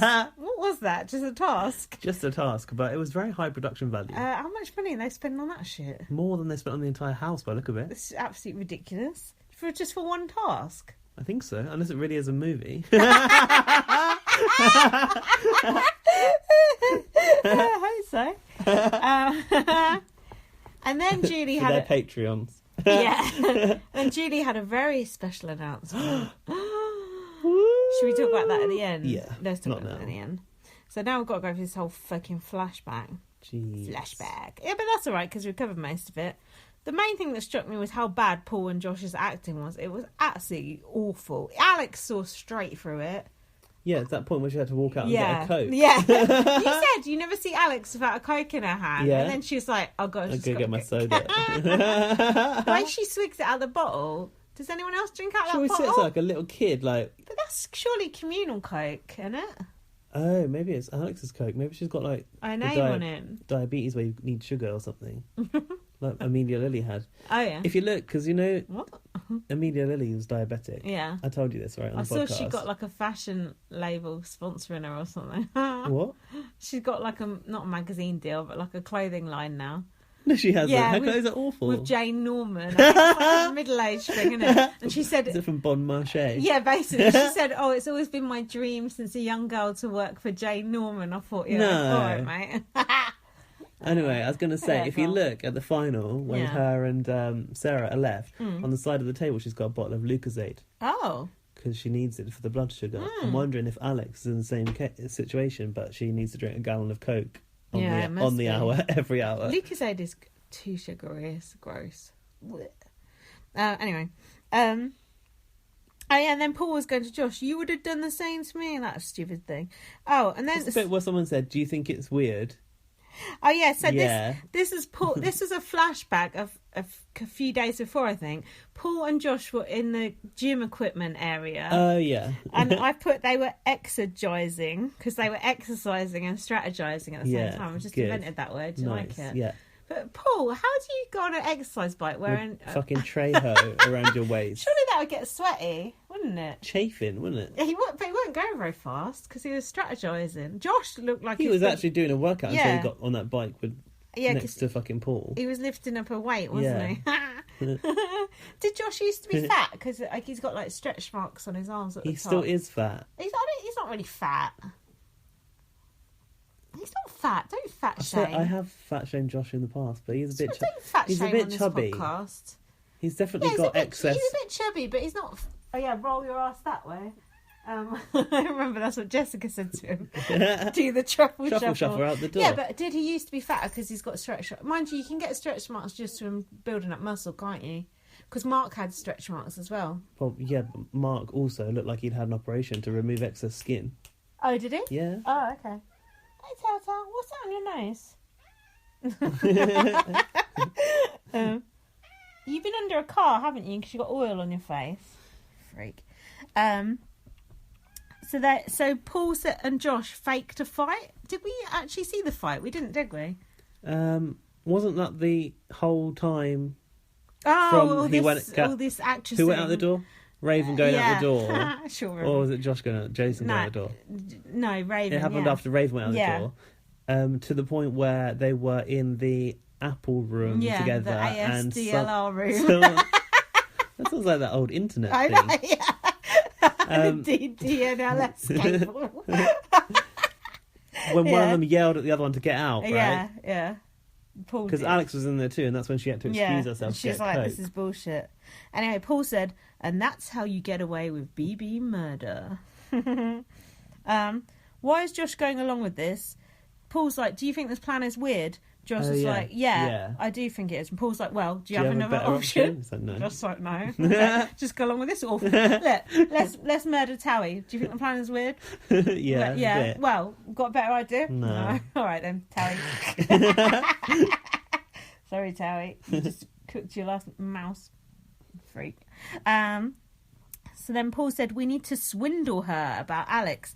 I just can't get over the fact that Alex, when she watches this, when she gets out, she honestly thought that her and Paul, and don't get me wrong, I hate Alex, I think she deserves it, but Paul's done well. The level of almost, I want to say cruelty, but that feels too much. But just how dastardly he is, and that's a silly word, but it is almost like cartoonish, but he does kind of relish in being kind of mean as well. Master. Yeah. But it's something more than that. There's like a level of... Well, you see the enjoyment when he was like... Yeah. The bit that shocked Josh. Yeah. When he turned from rowing or crying to laughing. Yeah. That was... So... Oh, yeah. Then Paul said that thing about big baby, but he nicked that off Nicole last year. Alex said, how is this real? Was that to Josh? Christmas played us both. You played yourself. And then Christmas was mad because Josh was crying too much when he evicted Jason. And she said sometimes he goes rogue. And I've put no, sometimes he has moments of clarity. And then she beats it out of him, basically. It's true. No thinking for yourself. Yeah. What? Oh, so then Josh was in the storeroom and he said he wasn't going to use the veto, but he wanted Kevin to be evicted. And Paul was like, are you sure? As in, no. And then Josh and Christmas were in the kitchen, weren't they? And Christmas was going to Josh, who do you want to go?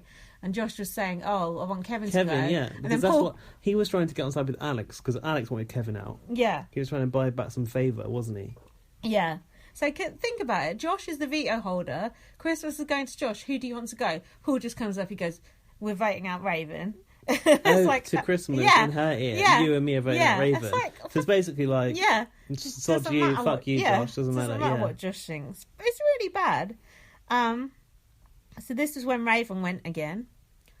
And then we had Raven saying some weird shit. I know, it's like we were just repeating ourselves, but it's Big Brother making us repeat ourselves for once. So, yeah, Julie announced it was a 2-1 vote. Yeah. She's like, okay. Okay.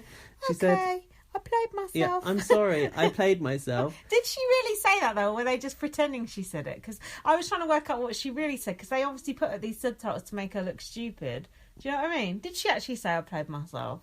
Seemed like it, but I don't know. You've got another argument? No. There you go, then. Lol. We just keep using that from now on. It's okay. I don't din dog. What do you think she really meant there? Don't know. It's okay. You had the head, and I thought you had my back, and you didn't. Bye, Raven. Whose head?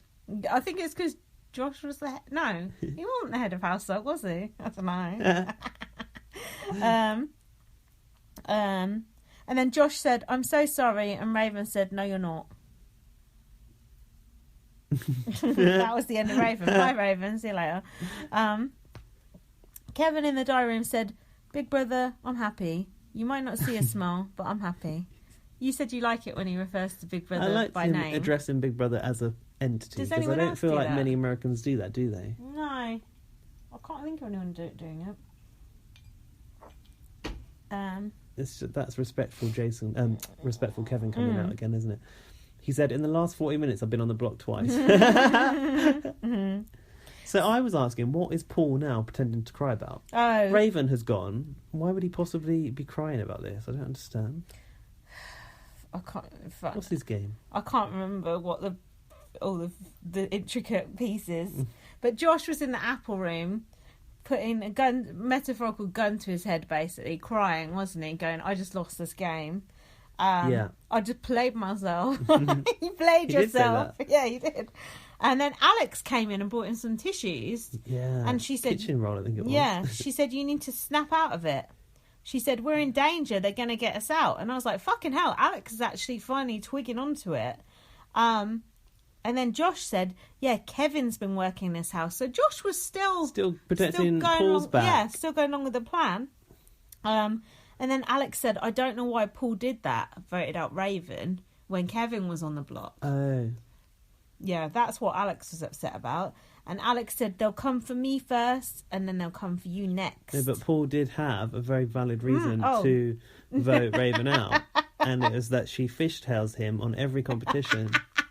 Now, I don't know about you, but I hate it when someone fishtails me. Towie loves a fishtail. Bet he does. What does Raven do what does that mean? Raven don't do fuck all in a competition. I don't know, hanging over a banister, putting her health at risk. Yeah. Who knows? Weird, isn't it? If you know what fishtails means, might be an American turn of phrase that we're not familiar with, please let us know. Fish heads, roly-poly fish heads. You've got a song for everything. No. Fish heads, eat them up, yum. Used to be on MTV. No. If you remember that song, give me a tweet, like at VM. I know, I'm very singy mood tonight. What's wrong with me? Please stop singing. It's the X Factor you've been watching. What's Josh's song? I've forgotten already. That. It's literally just the circus theme tune. Clown music. Clown shoes. Clowny Todd. So then, this is when Alex went, I need a soda, went to get her a bottle of Coke. Oh, yeah, she had to excuse herself for this ridiculousness before her. Oh, yeah, and then Paul went from crying to laughing. He was like, Otev. Yeah. But the other way. That was so weird, the way he just started laughing, and Josh was like... Josh's eyes were like saucers. They nearly popped out of his head. And then Josh in the diary room said he's like the devil or something. Do you think Paul should have taken so much glee in that? Because I think he thinks it's building a relationship with Josh, but I think it's freaking Josh out more, isn't it? That did freak Josh out. Because Josh knows Paul had a good relationship with Alex, so Josh must be thinking in his head, if he can do that to Alex, what can he do to me? That's true. So then Alex was talking to Josh on Christmas when Paul came in the room, and then Alex said, I thought we were friends. She said that's why it hurts the most. Yeah. And she said Kevin survived both evictions, and then it cut to Kevin eating a yoghurt in the kitchen. Just a little shot of him eating a yoghurt there. I wonder how they pick all those little shots of people just like doing like if they don't like someone, they show like a shot of them like doing stupid picking things. their nose or something, don't they? Do they? Yeah, defo. They've done a bit of that in Our Big Brother lately, during nominations, haven't they? Yeah. When the vote comes up. Yeah. They do a little shot of them like when they're scratching like an idiot. Their balls or something. And then Alex was getting sad because Jason didn't hug her. That was sad. When she went, it wasn't me. It wasn't me. I can't believe he didn't hug me, she said. Stop that. Yeah, I do feel a bit sorry for Alex, but Jason knew when he saw the goodbye messages it wasn't her, because she said, if you're watching this now, we got blind... Oh, sorry, that's Paul. She said, if you're watching this now, we got blindsided, didn't she? It's quite funny that we can't actually do an impression of Alex, because she's quite distinct. She's very nasal, but I don't think I can do an impression of her. We can't. We're not very good at the American impressions, are we? We should be able to do a better impression of Josh. You meet, but everything's Paul. He's got a deeper voice than that. He's like... Your boy. You played yourself. I can't do it. I'm really better at doing Canadian women. You're good at doing Scottish men. And wherever Dre's from. Where's she from again? Canada. Montreal. Quebec. Hold on. So then what's going on? Paul said to Kevin, oh, you need to throw the next competition, lol. And Kevin's like, oh, but you're not going to put me up, right? And Paul's like, well, we might have to put you up. Did he say that? Yeah. But Kevin's like, oh, okay. We might have to, but just trust me, I've never said anything wrong in this game. Kevin's blah, blah, like, oh, well, Paul's never seen me wrong before. Cut to Paul going, Kevin saying that every single time until Kevin gets evicted. And then we had the Paul, Josh... nearly getting off in the Apple room. Papi, we made it. Papi. Doesn't papi mean dad? That's what I thought, yeah. Spanish. Yeah, it's weird, isn't it? And they were like... I thought he called him... there's another Spanish term he likes to call him, not papi. Yeah, it's to like show like we're on the same team, brothers, isn't it? We speak the same, yeah. Paul isn't Latino at all. No, he's Armenian. Jewish, isn't he? He's Armenian. Armenian? Is that like Rita Ora? I think it's like... isn't the Kardashians Armenian? Are they? Yeah, I think so. They've got lots of answers for those Armenians. But the way they were like grabbing each other's heads and embracing one another. Yeah. It just needed to end in a snog, didn't it? Yeah, I did think it was gonna. And then Paul was like, "You got to win HOH and go after Alex." And Josh is like, "I can't take it." And Paul's like, "Just play your part." I can't take a shot at Alex. Yeah. I can't take it. Any good or not? Okay, not bad. I can't do it. And then Paul's like, "Just play your part." Play your parts and play them well. Who's that? Shabazz. That's old school. And then Paul said, "Look, you signed up for Big Brother, homie." Mm-hmm. Yeah, he said he's on the verge of a panic attack. So Josh. He's always on the verge of a panic attack. And then Paul went out the room, and then Christmas started telling Josh off again, saying, "Tell him never to turn on." Yeah, stop planting seeds of doubt against Paul. Look, there's only 2 people in final 2. One of them's got a guy. And everyone will lay down their game for Paul. Yeah, so it would be an honour. No need for a jury vote. Yeah, I'm going to bow out now. Yeah, Paul, you can take it. It would be an honour. And it's like I heard on Rob as a podcast. He said Paul ain't going to talk to one single one of these people once he gets out of the house. Is he? Paul's not going to be friends with any of these people apart from Christmas. Maybe it's a business agreement. Yeah, isn't it? Apart from Christmas, maybe. What, you think they're going to have plus none of the post showman? Maybe, but I think Paul's got a girlfriend. Oh, and Paul's only 24. That's weird. How can he only be 24? He looks 30 odd at least, doesn't it? Is it that beard? They all look older than they are. How old is Christmas? 32 or something? Is she over 30? Yeah. So, anyway. You're saying it wouldn't work because he's 24 and she's 32? No, not at all. I'm just saying that he looks old as fuck. She doesn't look too bad. So what next? Christmas in love with Paul. We discussed that, didn't we? She should actually listen to Josh. And then Paul and Christmas were like, "Oh, we need to stop him going rogue." And I was worried they were going to turn on him, but they didn't yet. So then it was announced it was BB Comics Week. And Alex came in wearing a little cape and a little sparkly outfit. She's the only one that got to dress up like that. It's a shame. And then Kevin Frazier, whoever he is, a newsreader, said that... He got his name down. Said that... He's off E.T., wasn't it? Yeah, said something like E.T. What's E.T. mean? Phone her. No, don't. I'm scared of that E.T. Tonight, I think. Oh, tonight. Yeah, don't be scared of E.T., he's alright. What about like Elliot? No, don't. It's that voice. The finger? Oh, the finger's the worst. Don't do the finger at me. I'm not doing the finger. I've got E.T. over there. No, I can just about cope with that. I'm used to it now. So anyway, yeah, normally every year they have this competition where they have to like swing by on like a zip line, and the comics are all on the wall, and they have to spot the difference between which one's on the wall and which one they see on the zip line. So they've got quite excited. It's actually really hard. Yeah, they're like, "Oh, we can't wait to see our comics." Like, they didn't get any. Sorry, bruv, we ain't got no comics for you this year because we hate you all. The illustrator's like, "Nah, I ain't drawing any of these cunts." So instead, they spent like £500,000 on producing this film. So much money they must have spent on that. It was, yeah, because there was loads of extras in it, like zombies and shit. Yeah, the zombie extras don't come cheap. You alright? Excuse me. So the old housemates who Gaz don't know who they are, it's like Kevin's like, hey, I do actually. That little guy, camel guy. Yeah, I've watched a bit of one with that little guy. Yeah. He's What's like he called? You told me he's called James. Yeah. He's like an Asian from like the cowboy part of America. He's like a redneck Asian guy. He is. Which is weird, isn't it? Yeah. And I know Caleb. Yeah. Beast Mode Cowboy. Obviously, I know Frankie Grande. Well, because he's done our Big Brother as well. Mm-hmm. And of course, I know Davon of Davon fame. Yeah, walking out the door. Now, if you were going to direct a film about Big Brother superheroes, how would you have Davon make her entrance? Because if it was me, I'd have had her walking out of some sort of like fancy ass door. Either walking out of a door or pretending to be shocked. Yeah. Or whipping her hair at a push. Imagine the opportunities she had with that scene. Like, she could come out doing a sassy walk. It'd be a big entrance. Davon's here. They'd miss an opportunity. No, they don't know their social media. That's Rubbish. why. Also, there was Nicole. She had rather a large part in it for my liking. Oh yeah, I know her from the start of this series. Yeah, Snake. She's Paul's nemesis. What's she called? Oktoberfest? Is she German? Oh no, she did a task where she had to dress up in a German unitard thing. So that's why, yeah. And they'd all their outfits are kind of based on old things, basically. Flamingo? Does that just the fact that Frankie had pink hair back then? Yeah, it's like a homophobic thing, isn't it? And then the other people there was Jesse, Mr. Spectacular. He's like a wrestler now. He was always looks like one. Yeah, he's like an annoying character. He used to piss everyone off. And Austin, he's also a wrestler.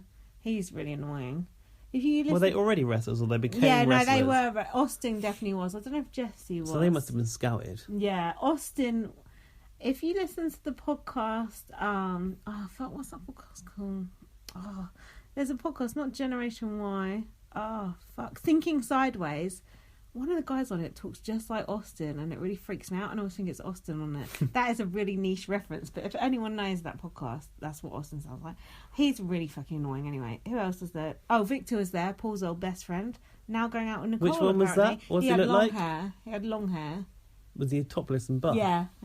He was really good. He's really cute. That was the wrestling people. He's cute, actually. But he goes out with Nicole now, Paul's nemesis. And he doesn't talk to Paul anymore. Friendship. No. Exactly. Do you know what? They should have had Pablo as part of this thing, shouldn't they? Yeah, they should have, actually. And then, I couldn't believe it, Dan Giesling. You'd expect all these other Muppets to dress up stupid. Oh, you mean he's above this task? Yeah. Oh, come on. No, he's Shut not. up. You don't know nothing about Dan Giesling. Come on. Go on. Have your little say. You don't know. Well, his package entered first. It was like this fucking little peanuts rattling around in a... It's like baggy. In a gross. baggy. Like an old bin bag. I don't like Dan Giesling. Why? Because he was an arsehole on Big Brother Canada, like walking in there like he's something special. Have you seen Big Brother 10 and Big Brother 14? No, nor do I have any desire to or need to. You're an idiot. The listeners are switching off. They're disgusted with you. Big Brother 10 and Big Brother 14, two Why of the do best people like Dan Giesling? Giesling? He looks old and boring and square. Dan Giesling What, was he's like the nasty out Nick of... the door. Listen to me. He was going out the door. He was put in solitary confinement for 24 hours. He had no time to strategize. They put on house music in solitary confinement. It's like Bassliner. Give him a bassliner edit. And he had to press a button every time he fell asleep or something. So he got tortured for 24 hours. He come back in the house. He gathered everyone around. He was like, right, I know I'm going home. He said, but I'm going to just host my own funeral here. He said, right. And then he started That's what's called the funeral director. He started calling people out, and he started like making like new alliances, like calling people out, and he turned around his whole game, and then he managed to get someone put on the block who put their showmans basically on the block and evicted them, and it was the best shocked face ever, and it was really, really good. Why was he put in that room? For a torture thing, like Alex putting up the tent. Who decided that? Was he just lost the task. Yeah, it was like that Yankee sort of thing. That's very big by the UK of them. Yeah, and he also did replacement nominee roulette. He did loads of big moves and loads of dastardly things, and he was really... Don't just think of him as some smug twat off Big Brother Canada coming in doing the jury segment.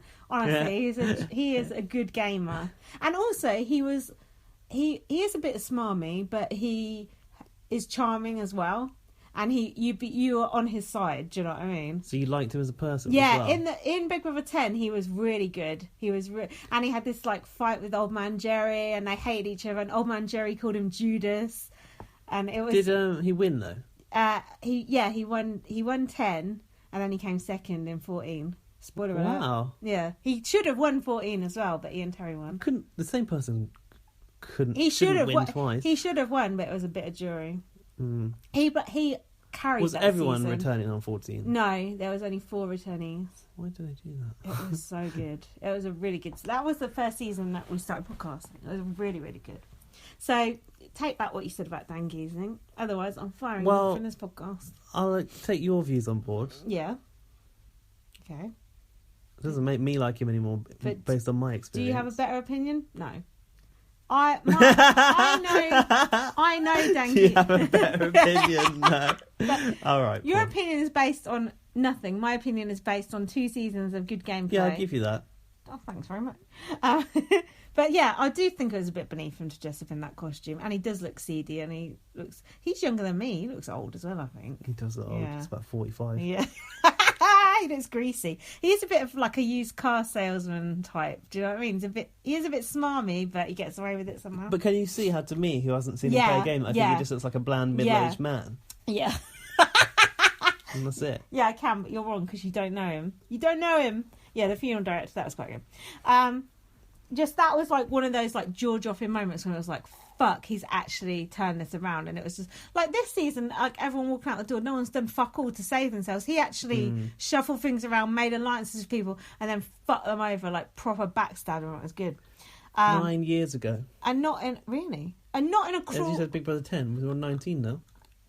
Oh yeah, that's true. But not in a cruel way like Paul does. Although it was a bit cruel actually, but he gave it all the "I'm going to take you to the end. I want you to win," because it was the coaches' season in 14, and he was coaching like his team. So he'd all be like, "I'm doing it for you. Like I want to see you get there. I want to see you win." He convinced people to throw it in the final HOH as well. Well, part of the actual series was they had to be coached at by the a vet. start, yeah. For like, so that gave them a natural advantage at the start. But he convinced Ian and Danielle to throw the final HOH competition to him. So that's the final HOH. That's quite masterful, isn't it? Anyway, whatever. So they did the task of they had to basically remember shit that happened in the thing. I still can't believe how much money they spent on that. It's a trailer for a film. That was unbelievable. Hang on, you forgot that big crying one. Oh, Big Meech. Big Meech. But they didn't show her face in the film, so I thought she didn't agree to take part. But she's a Big Brother super fan, so I think she would have. She's the one who threw an apple at Paul and then cried because she thought she'd bruised him. Last year. Oh, it was last year? Yeah. So she's recently and Paul Big called her a Big Brother cunt. star. That was when Paul called her a cunt. But like, do you believe that was her real legs then? No, because she's not even big. I don't even know why she's called Big Meech, because she's not even big. Because she's a big baby. Yeah, because she used to cry all the time. You know, they were I said this on the podcast before, which I heard on another podcast. They were telling Kevin about Big Meech, and Kevin went, "How big was he?" He was like some guy.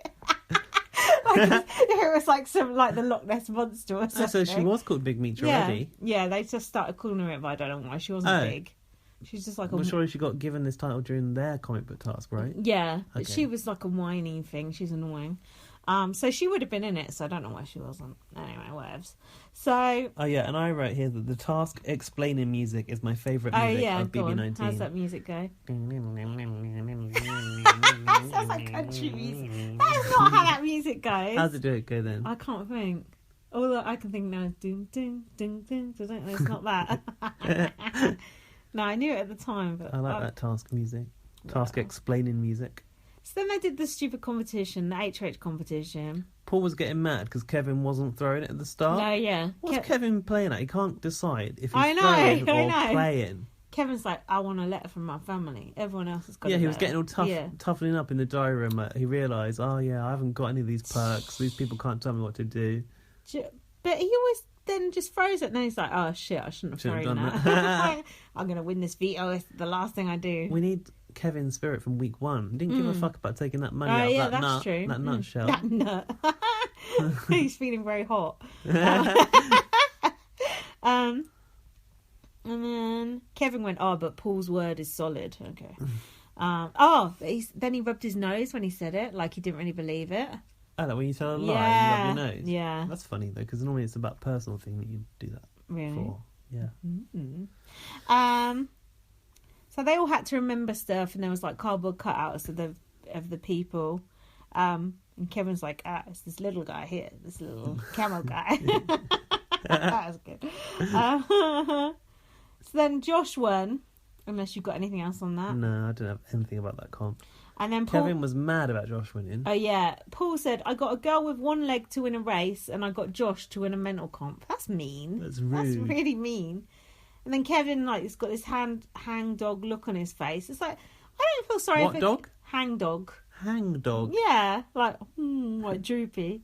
And then I don't feel sorry for Kevin if he goes, he's thrown too many competitions. If he goes, it's his fault now. That's true. Fuck him. He's got the 25k. He should be happy. I've written, Gaz said Osama bin Laden is pissed.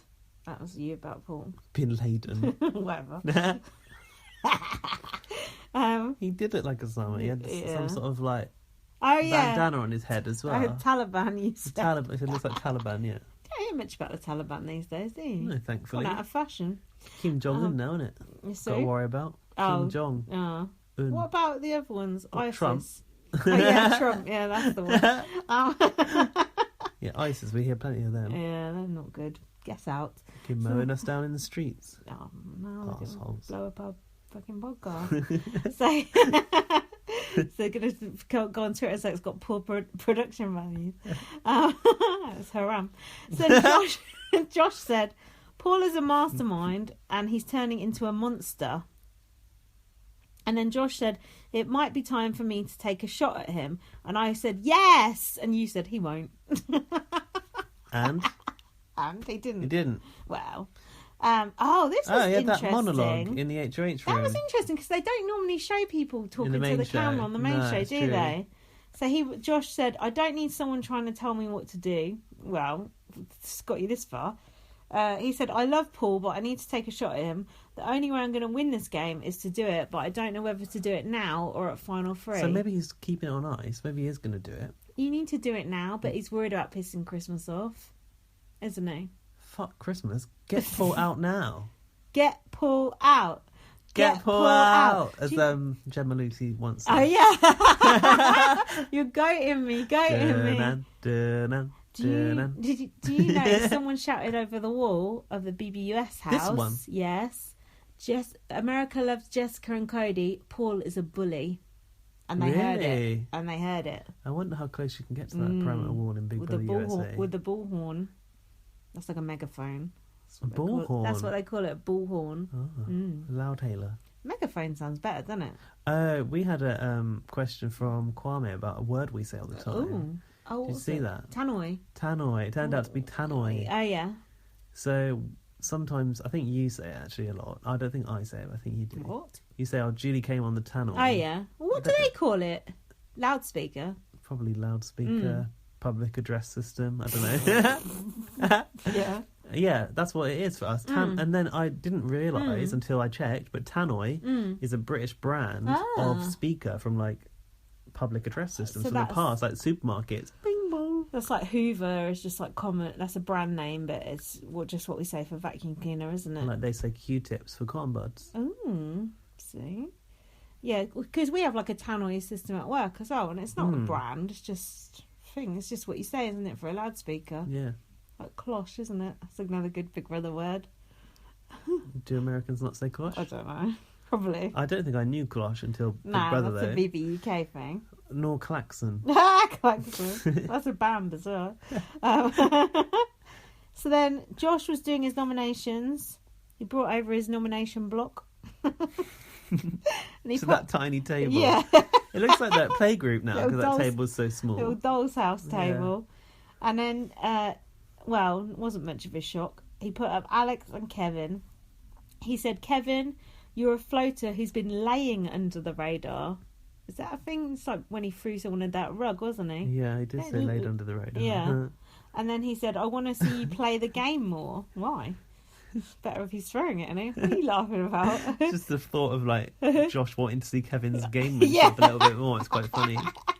And then he called Alex a badass competitor. And then Kevin's going, oh yeah, I'm going to win this veto. And I said, Paul probably make him throw it. Probably will. And then Alex and Kevin were bitching about being put up. And then Paul said, everything's gone to plan. Nothing can go wrong this week. Blah, blah, blah, blah, blah. So I was thinking, hopefully. So, they're lining him up for a fall. You know the veto's already taken place now, so Paul could be on the block as we speak. When's the special eviction happening as well? Wednesday. Special eviction happens on Wednesday, and then we're going to have a whole another set of like HOH, veto, and everything to watch on Thursday as well. Then that's a bit mad. So there's only going to be 3 people in the house from Thursday to whenever it ends. Next Wednesday, I think it ends. That's quite boring, isn't it? If you've got the feeds, 3 people in there. I like it when there's less people. I do too, but it seems like a long week to do time that. To put them in, yeah. Mind you, I think they shut off the feed like on Sunday because then they take a few days to do the HOH comps. But they've got to do all those rounds of comps. But if it's Christmas at the end, she can't even do the physical comps. What's she going to do? Just sit on the side and the others play? they'll have to make it they said mental they would, ones. But they said they wouldn't. They said they wouldn't change any of the comps. And the first part of the HOH is always endurance or physical. They said if Christmas stays in the house, we will not change any comps. So we'll see. They're supposed to, they have to play in every sort of category of comp, right? Mm. So then she'll just have to be at a disadvantage. But then I can't remember how it works. I remember them all, last Big Brother Canada, they all did that like star thing, that jungle thing. Yeah. And then what was the first one? Well, I can't remember. Was it something alien pod thing? Oh, the upside down world thing. Pod thing. Oh no, that wasn't the final HOH. I feel like there was running back and forth across like a log or something. Yeah, with those gold bars. Yeah. Last year on BBUS, the first part of the HOH was like they were in like a giant cat litter box, and there was like a laser pointer going along. They were all dressed up as little cats. Paul was there, Nicole. Sounds like your dream task. They had to like run up, like scratch up a scratch post and chase this laser, and then go through the bowl of milk. It was ridiculous. So it was quite physical. It was ridiculous.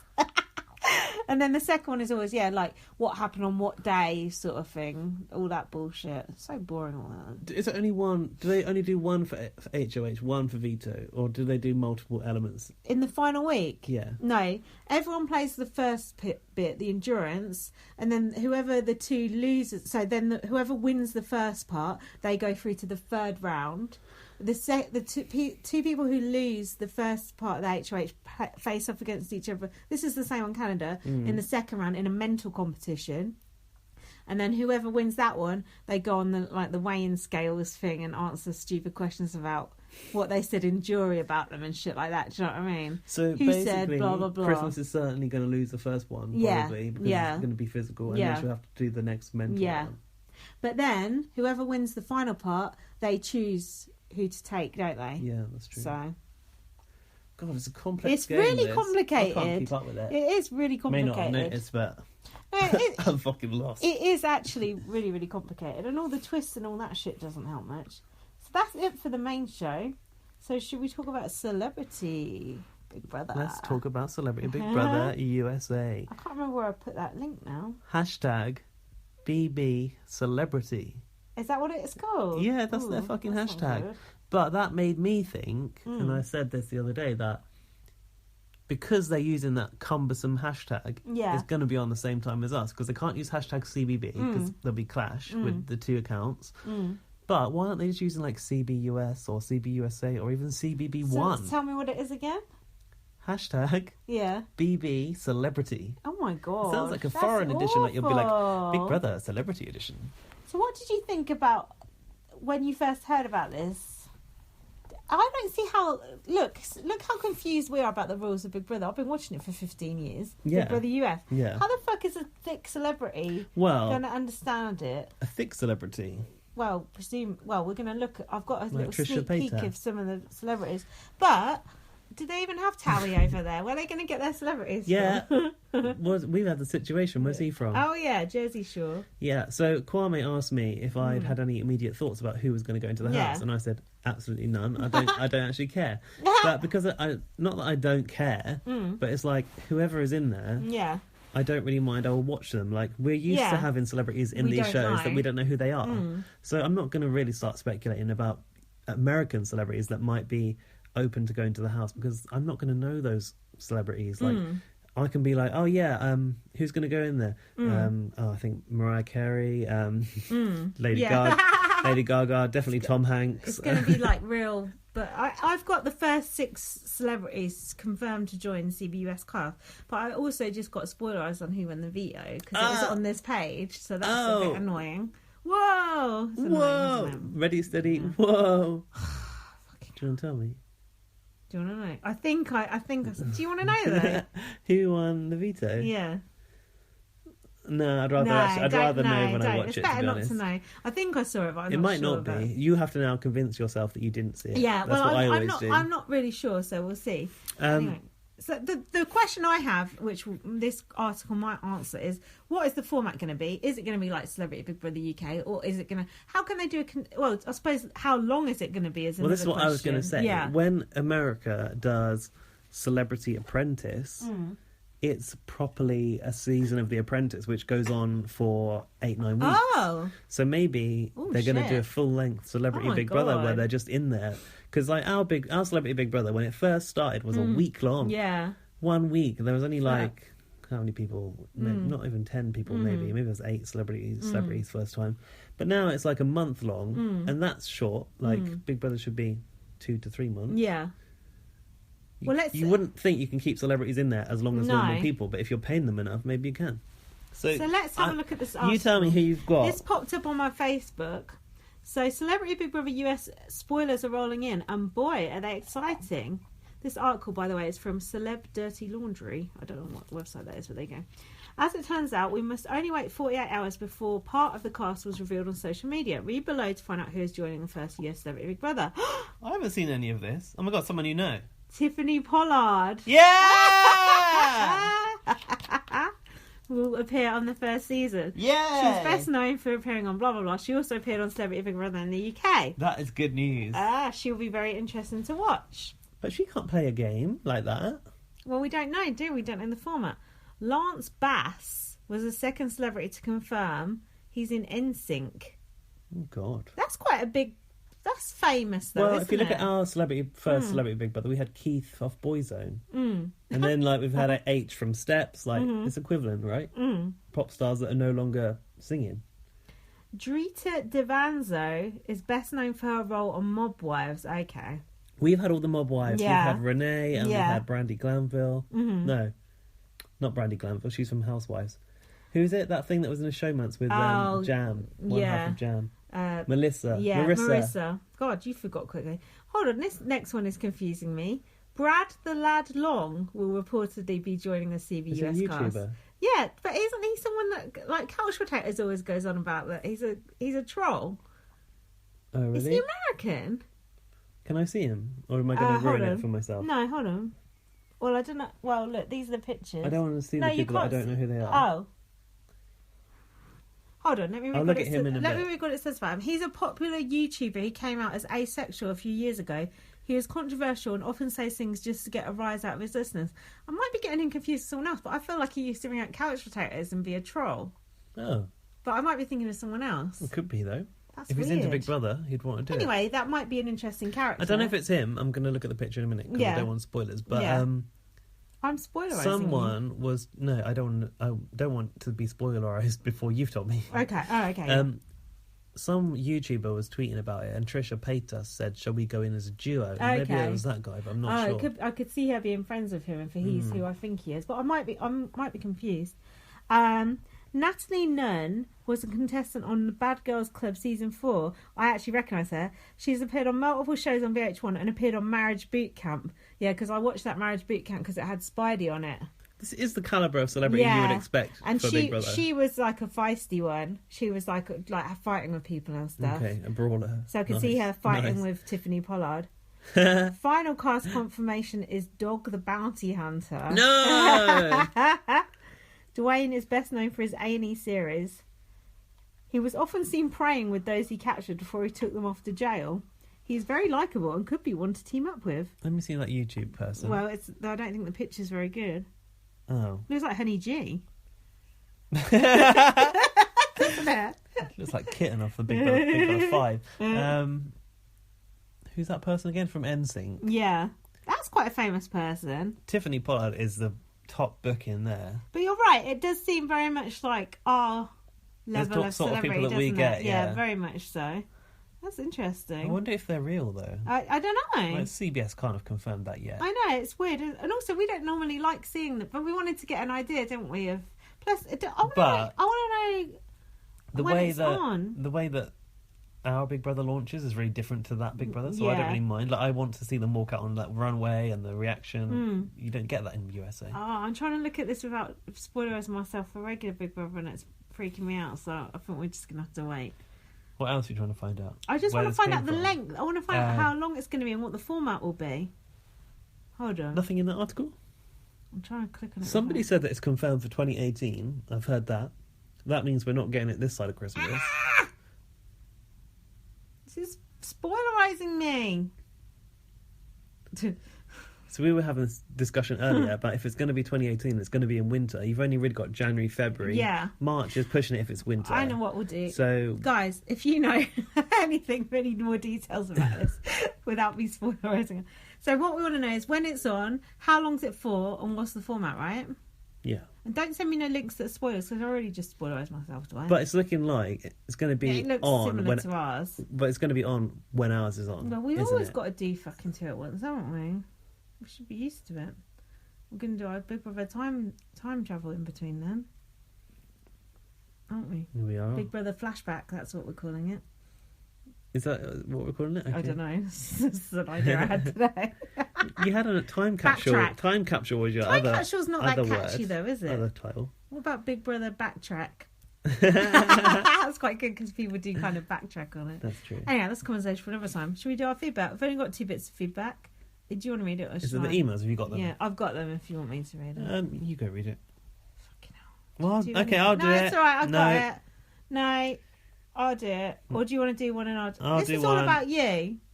Okay, I'll read it. What, Laurie's one? Or Nick's one? I don't mind.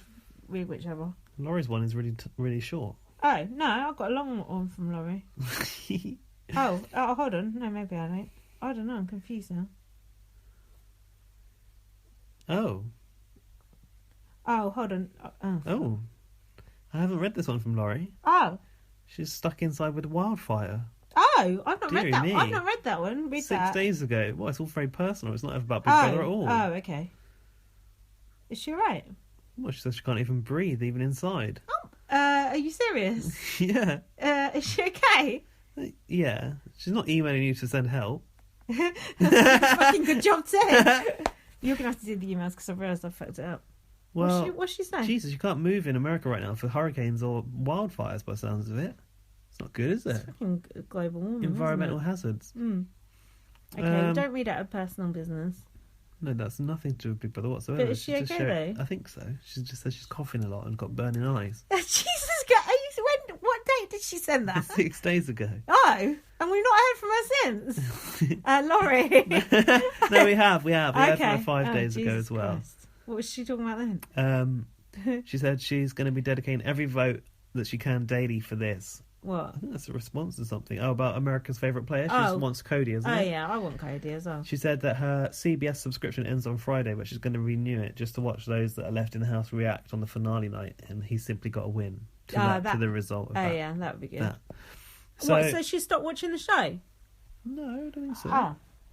Oh God, I'm stiff. The joints for when you need a season new out. sofa. Getting on. I do. Tried to ply me with booze and DFS to make me buy a sofa. You're going to have to find whatever Laurie sent, which is about Big Brother, because I can't find those. And then this guy's going like to my mum. Oh, I like your tattoos. It's like showing off his tattoos as well in DFS, trying to like. Your mum's horrible bow tattoo. Oi! How dare you? No, my mum's got my name tattooed on her hand. Oi, don't slag off my mum, you little bitch. I'm not slagging her off. I'm slagging off the tattoo. Oh no, her tattoos aren't bad. There you go then. I know, but don't you mean? You got a better theory? Just Northampton, isn't it? Cheap. I think this were. Oh, hold on. I can't tell what one's from Nick and what one's from Laurie. Well, I've got the one from Nick. If you Okay, want to you go read for out that. the Nick one then. Now, listener Nick Snow emailed us. He sent a really good email actually. He said It's called Suffering Through BB19. Yeah, That's a good, it is. Good title. He said, so glad that you and Gaz have stayed with this horrendous season. Enjoy listening to the podcast way more than watching the show. Yay! I've given up on the live feed weeks ago, and my summer was basically ruined. Thanks a lot, CBS and Paul. Sweet. Lots of feedback, but it was a long podcast, so yeah. Tell us about it. Point one of Jesus. Fucking hell, 12. Jesus. They are good. It's good email though. So stick with He says the original Pots and Pans reality TV scene was from Bad Girls Club. Have you watched it yet? No, but that girl's from Bad Girls Club. So she was probably the one doing it. No, she's not. No, she's white, isn't she? I didn't. She's mixed. This girl's definitely black. Okay. And short. Okay. They need that girl though. Yeah. They should get that one. Okay. Someone else did tell me who that was, but I've forgotten who that was. So yeah. Point 2, for fuck's sake, Gaz is confusing Filipino game shows with BB19 HOH comps and joking about Jason's wife losing the baby. Now, I wasn't actually joking about losing the baby. Hold on, first, let's address should be 2.A really. What Filipino games are you confusing with BB comps? That game show where they couldn't work out 24-month anniversary. Well, why were you confused? You weren't confused, were you? You said it was a Filipino game show. Yeah, but I was confused about, like, had I seen Christmas Get Something Wrong, or was that this game show clip that I'd seen on YouTube? We were drunk. Give him a break. Right, next point. And joking about Jason's wife losing the baby. I don't think you really were. Actively joking about it. I don't think you really were. We just made light of the situation. Jesus, if that did happen, obviously Judy wouldn't just say that to him on stage right after he got evicted. Jason, I've got some bad news for you. Come on. Now we're joking about it again. You've made us joke about it again. 3, that being said, I like it when people say that. Yeah, that's Derek Levison's good to say that. Gaz does do a good Otev pig voice. Go on. I don't feel so well. Finally, an impression you can do. You can do the evil Big Brother, the temptation Big Brother. The den of temptation is open again. Oh look, you should have read that link. A brief Otev history. Yeah. I didn't actually look at it, but there's all the pictures of it. I want to see that. Thanks for sending that. I'm going to tweet that actually. That was point 4. Yeah. Point 5, going way back in time to when Cody was in the house. Don't worry, we are. I think it seemed like he might be safe because Matt won the veto, and nobody uses the veto on someone else when they are nominated except Marcellus. And also, Matt used it on Jason this series, so... Oh, yeah. He did say well. Oh, yeah. Yeah, well. Point 6, the Jeff Clownshoe veto comp, which you mentioned earlier, is a great example of what a BBUS double eviction can be. And he'd not even seen Lemon and Lime when he said that. So that's how legacy that one is. Lemons and melons. Iconic. It should be. Point 7, Lindsay talking about every episode. I was drunk watching this. Have a Ribena then, he says. Stop gating me, Nick Snow. You're gating me. I don't like Ribena. I'm drinking a Pepsi right now. I'm not even drunk, so... I can attest to that, because you actually gave me a Ribena you acquired once. Yep. I drank that Ribena. I like Ribena. Point 8. Alex has said such horrible things about Kevin lately, comparing him to a child molester and such. Perfect that you compared her to nasty Natalie from Jeff and Jordan's first season. See? More shit that I know. See? Oh, smug. Like a Big Brother historian, me. Point 9. I'm going to throw out that Gaz should watch BB11 to see how amazing BBUS can be. You're grimacing. I can't think... Oh, I don't know the numbers. Well, it's after BB10, which was when you said it had Lavasseur in it. I feel like... No, Dan Giesling. I feel like 11 might have been one with Rachel Riley. Well, he says that's the one that Big Brother Gossip always talks about being the best. So Big Brother Gossip know their shit. They do. They actually watch live feeds and shit and do a proper professional podcast. Apart from, I think I follow some of them on Instagram or something. Oh, yeah. I've seen something come up. No, it might have been Twitter. Yeah. This guy was periscoping his drive home. Oh, yeah, Mike, yeah. Yeah, he's the boring one. I was going to say, yeah, it's pretty boring. Yeah, but Scott Hudson is really good. He's really funny. Point 10. Don't tell people I said that. Listen. Point 10. Obviously, CBS wants Paul to win, so they're thrilled with how this season's playing out. Gaz was mentioning how in BB Can it seems like things could go either way for most of the season. But of course, their production is never afraid to throw in a fix or two. Yeah, that's true. I don't like it when people call fix on like fucking twists. He's right. But he's right. It is a fix. I totally agree. It's not a fix. It's just... It is, like in... Expect the unexpected. It's not a fix. Did you see Big Brother Canada season 2? Yeah. When they brought in that old Canada... No, now it's Canada's time player. to be Canada's HOH. That is a blatant fix. Because Neda's side was totally fucked. This is what he's referencing right now, actually. Oh, there you go. He said, yeah. like when Canada yeah, you're was right, HOH Nick. I agree with you. When the first 5 were running the house. Exactly. No, but I think that was always part of Canada's plan. No, because he's right. They've always been doing that like halfway between UK and US format. He's right. It was a fix. And look at what they did to poor old Mitch when they put fucking bad clothes and Levita in that secret house. Stop slurping that fucking drink on the podcast. What is this? what's the blonde one called? Kelsey? Kelsey and Levita. Yeah. No, but they were always going to do that. You're right. That was more of a twist than a fix. That's a twist. But it It's didn't not a really... fix. Yeah. Getting them to watch the whole show for a fucking week, that's... What about the war room? That gay guy was robbed. Oh, God.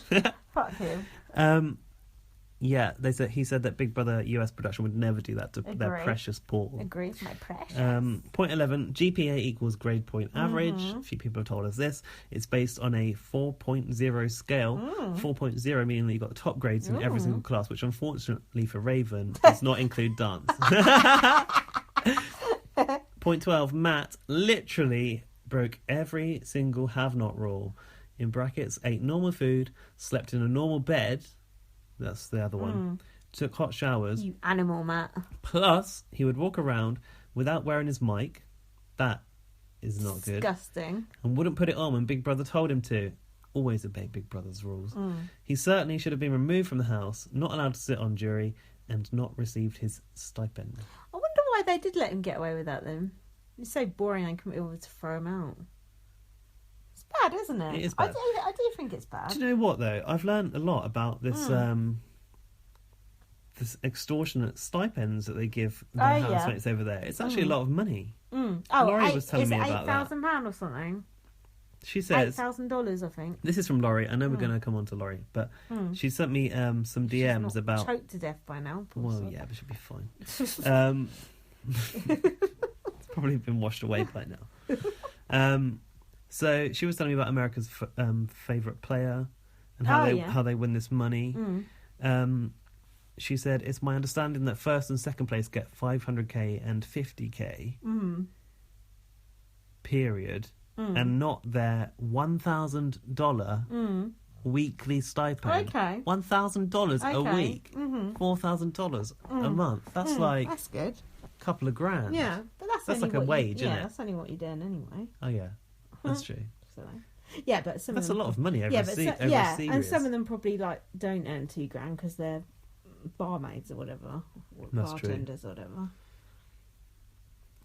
Yeah, so I was quite surprised that they get that much money, but I guess it's not as much as I thought it was in reality. Sounds a lot when you say $1,000, doesn't it? Yeah, but it's not. I've got Laurie's email. I found it. Go on then. But it's very long, and a lot of it I think is probably out of date now. Stuff about surviving. What are your thoughts on the fantasy world Ravens needs to live in? If you're going to have a vivid imagination, at least come up with plausible scenarios. She's got the Grim Reaper living in that warped brain of hers. It's sad, really. I do not envy the reaction she's bound to get upon leaving the house. Raven? Yeah. What do you think? No reaction, did she? No, but like on Twitter. What do you think of the fantasy world she lives in? I said this to someone else. Like, how does she survive in the world? I think she's just a little bit deluded. And I feel a bit like... I feel sorry for her. In a way, I think she is maybe a compulsive liar. I saw this on Twitter as well, and I heard it on Big Brother Gossip where Raven was saying that Cody come on to her. Do you remember? Did you see this? No. There was a clip of it. She said, Cody tried to kiss me the first week in the house. And then someone went and told Cody that she'd said that. And Cody was like, what? He's like, she's dream on and all this sort of stuff. She just like talks shit, doesn't she? I feel a little bit like she may be how she is because of, well, obviously anyone is like the result of their upbringing. Yeah. But I feel like maybe she's been manipulated into being like this. Yeah. Like, our daughter's got this condition and, woe is she, and we need... Woe is she. Is that the right phrase? Woe is me, I like it? woe is she. It's good, yeah. And like, we need all this help, and she's living on the edge of cusp of life. Like, we need your help to support her, and she's just like been manipulated into being this like sorry case. Like, she's just like a live-in sob story. It's like her mum's Debbie Mathers, isn't it? I don't know who that is, but yeah. Eminem's mum. She used to put like Valium in his spaghetti or whatever. Well, those were his lyrics. Could just be using artistic license. Could be. But yeah, I feel like maybe she can't help being that way because she's been battered into being that way by her abusive parents. Oh, do we feel sorry for her then? Someone said that... I don't think we should hate her because I think she's just a bit mad. I don't hate her. I hate Alex more. But I didn't like it when she was going woof woof and all that shit. She gets Larry, but she's a little bit rough around the edges, isn't she? Yeah. And then someone was saying to Cody about, Matt and Raven outside the house. And Cody went, Matt isn't going to be with Raven outside the house. He's going to go back to his little frat house and bang the first girl that DMs him on Twitter. It was so good. Frat house. I know. Frat house. Anyway, Laurie also says, the Friday recap episode was pointless. The Hyman segment was the only thing worth watching. That was quite good. And the Ramses section. What happened in that? I can't remember. It was when he realised that he liked Matt, he liked Mark, but he was too muscly, and he liked Matt, but he was too boring or something. So that was weird. Maybe it was Paul that was the best option for him. So then she's saying, Will broke his leg, so he's not done a video. I've not watched his videos for a couple of weeks. He hasn't done one since since then. Since he cut his leg open. And then this is another email from her. Even though BB19 is shit, listen to you two, something I look forward to. Brent Voldemort, she's laughing at me taking a piss out of his name. Evian and Naive, that sparked a few tweets and comments about that people didn't realise that. Didn't come my way. Gaz will be back for season 20. This makes me so happy. Did I confirm that? You confirmed that at an hour and 6 minutes in, apparently. Oh, God. I need Can't to get away with anything in this podcast. I need to go back and watch Josh in the double eviction to see if it sounded like he nearly said Arissa in the diary room. You should have asked Arissa if she saw that, actually. Can you even imagine on a live show? Gaz's reaction to Derek being in the house was fun to listen to. He was raging. Kevin's haircut, blame Paul. And for everything this season, obviously. Kevin's haircut? Yeah, do you remember I said he had like an undercut? Yeah. And she said, remember the hairdo sabotage he did to Paulie's mop last year? PP. That was Paul and Paulie. They were called PP together. GPA, grade point average. Trejo? It's the stupid name. Trejo. It's the stupid name of that damn floaty Paul's wearing, trying to garner more screen time and looking more childlike and non-threatening, in my opinion. And that's interesting. Maybe that's why he does it. Yeah, that he's bobbing around looking like that. He's masterful. I fucking hate him. This is good. Matt's tattoo, we were wondering why it was blurred out. This is for you, Ryan. It's a Boys to Men lyric. I'll make love to you like you want me to, and I'll hold you tight. That's got a Big Brother heritage. Remember? Shell and Victor's wedding. Oh, do you know what my favourite Boys to Men song is? Not that one. It's the only one that I know. The end of the Oh, that is a good song. Still I can't let go. It's like X Factor all over again. You belong to me. No, you can't just come in here because you look a bit like Justin Bieber. Yeah, I forgot about that. I was fucking shit-faced. You thought they were all right. Oh, God, I was shit-faced. Don't hold it. If you want to hear bad critiques of, like, inaccurate critiques of all the X Factor performances, listen to Lindsay's last podcast on this channel. Don't listen to that. It's embarrassing. Have you got anything on Facebook, or are we done? What about old Nutty Ryan? Has he not been Facebooking us? Nothing He's really worth talking about.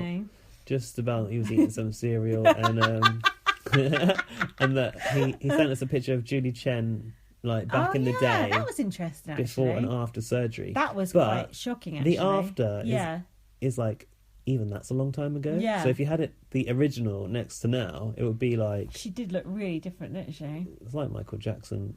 Before his death and then when he was in the Jackson 5, isn't it? I saw that Michael Jackson's son on TV earlier this week. Blanket? No, the other one. Prince, yeah. He looked quite boring, really. Yeah, Prince, yeah. Is he really Michael Jackson's son? No. Not by birth, is it? Or DNA? It's a different colour. I haven't seen them. Oh, they're all white. Yeah, there's a girl, isn't there? You ain't seen them white because they're still wearing their masks. Yeah, that's in a blanket. A little blankie. That's the second Michael Jackson reference on. Actually, I think it's the third because we said about the balcony. Then you said someone had plastic surgery. Like, now this. What's the daughter called? Paris. She was on a magazine last year or so, wasn't she? Deal. Yeah, cover of magazine. She looked like a nice girl. Yeah, I'm sure she's. I'd like to see her in Celebrity Big Brother USA. Yeah, good luck with that. So please, let us know some more details about Celebrity Big Brother. We'll probably be doing another podcast before the final, I would have thought, maybe. Yeah, I think so. Yeah, definitely. And what else? That's it, isn't it? Thanks, Ryan. We don't really think you're nutty, feel free to keep coming on to Gaz in the DMs. And then he doesn't know which one of us is replying. Oh, he did say that he's going to marry me, his future husband. Did he? Bit forthcoming. Everyone always flirts with... Oh, stop it. Everyone always flirts with you. Where is she? But then he's like... No, but then he's like, oh, I don't mind if it's you either, Lindsay. It's like, oh, thanks very much. Like you'll do. Kwame's a bit quiet lately. No, but he flirts with me too, even though he's gay. Because I watched his like ADLSR videos or whatever they were. Yeah, but I can't work. It's like I can't work out ASMR or something. Can't work out if I'm meant to be turned on or not. He wants you to do one. Good luck with that. This fucking cackle is not that sexy, is it? Kwame. Yeah, go on. What? Is that it? I think that's it, isn't it? That's it, guys. Follow me on Twitter, LightUpVM. Follow me on Twitter, BB_superfan. Do you know what? What? I think we keep forgetting to plug the email address. Oh, email us, bbonblastpod@gmail.com. Give us a love heart on Spreaker. Look, even if you don't listen to us on Spreaker, can't you just press play on it and give us the... We like to see the numbers going out. Also, read my book. You can only read it on Kindle at the moment because my friend Lee needs to resize the front cover for the paperback. I know it's a bit of an arse ache. But soon you'll be able to buy it on paperback again. I've still got to do that audiobook. It's called First Aid Kit Girl. Yeah, that's it. You expect them to know by now, don't you? Yeah. Like our Facebook page. Oh, yeah. BB on Blast. And follow us on Twitter @BB on Blast. And I hope you have a wonderful evening. You've been... Yes, it's been a fucking delight. And... oh, hang on. I was going to play Megan's single. Oh, fuck that. Just listen to it on Spotify. I don't want to give her the airtime. Also, let's hope Josh does finally do something useful this week and get Paul out. Do you think that's going to happen? Get Paul out. Have a Ribena. It's not going to happen, is it? No, you just go to me. Thanks so much for everyone who interacts with us and emails us. We do really appreciate it, and we love you. See you soon. Oh, one thing I want to say. God. Sorry. We haven't spoke about her yet because she's been offline. Who? Rowan. Yeah. At being_loud, one of our favourite listeners. Hey, don't have favourites. She is in lockdown in a Disney hotel because Hurricane Irma is coming through. Why are all of our listeners in jeopardy? Exactly. Is she alright? I think she's okay. She seems to be fine. How do you know about this? I don't know about it. I've been in touch with her via Twitter. Been monitoring the situation. They had to be on lockdown for like 2 days inside a Disneyland hotel. Is she right now? Yeah, like Irma was coming through at 2 a.m. yesterday. Okay. But I haven't heard from her since then. Armageddon. That was the headline today. Look, Laurie, can you check in on Facebook to let us know you're safe? We're not even on Facebook. And Rowan, can you let us know you're safe on Twitter? I'm going to message her now. Send us a big, like, I don't know, Mickey Mouse mojo or something. We're worried about you. Send us a few mojos. Look, we hardly got any listeners. We don't want our current listeners to die, all right? So sort it out. So everyone stay safe. At least if you die, you got to nominate another friend of yours to listen to the podcast, okay? Right, guys. Thanks for listening. Bye. See you next time. Bye.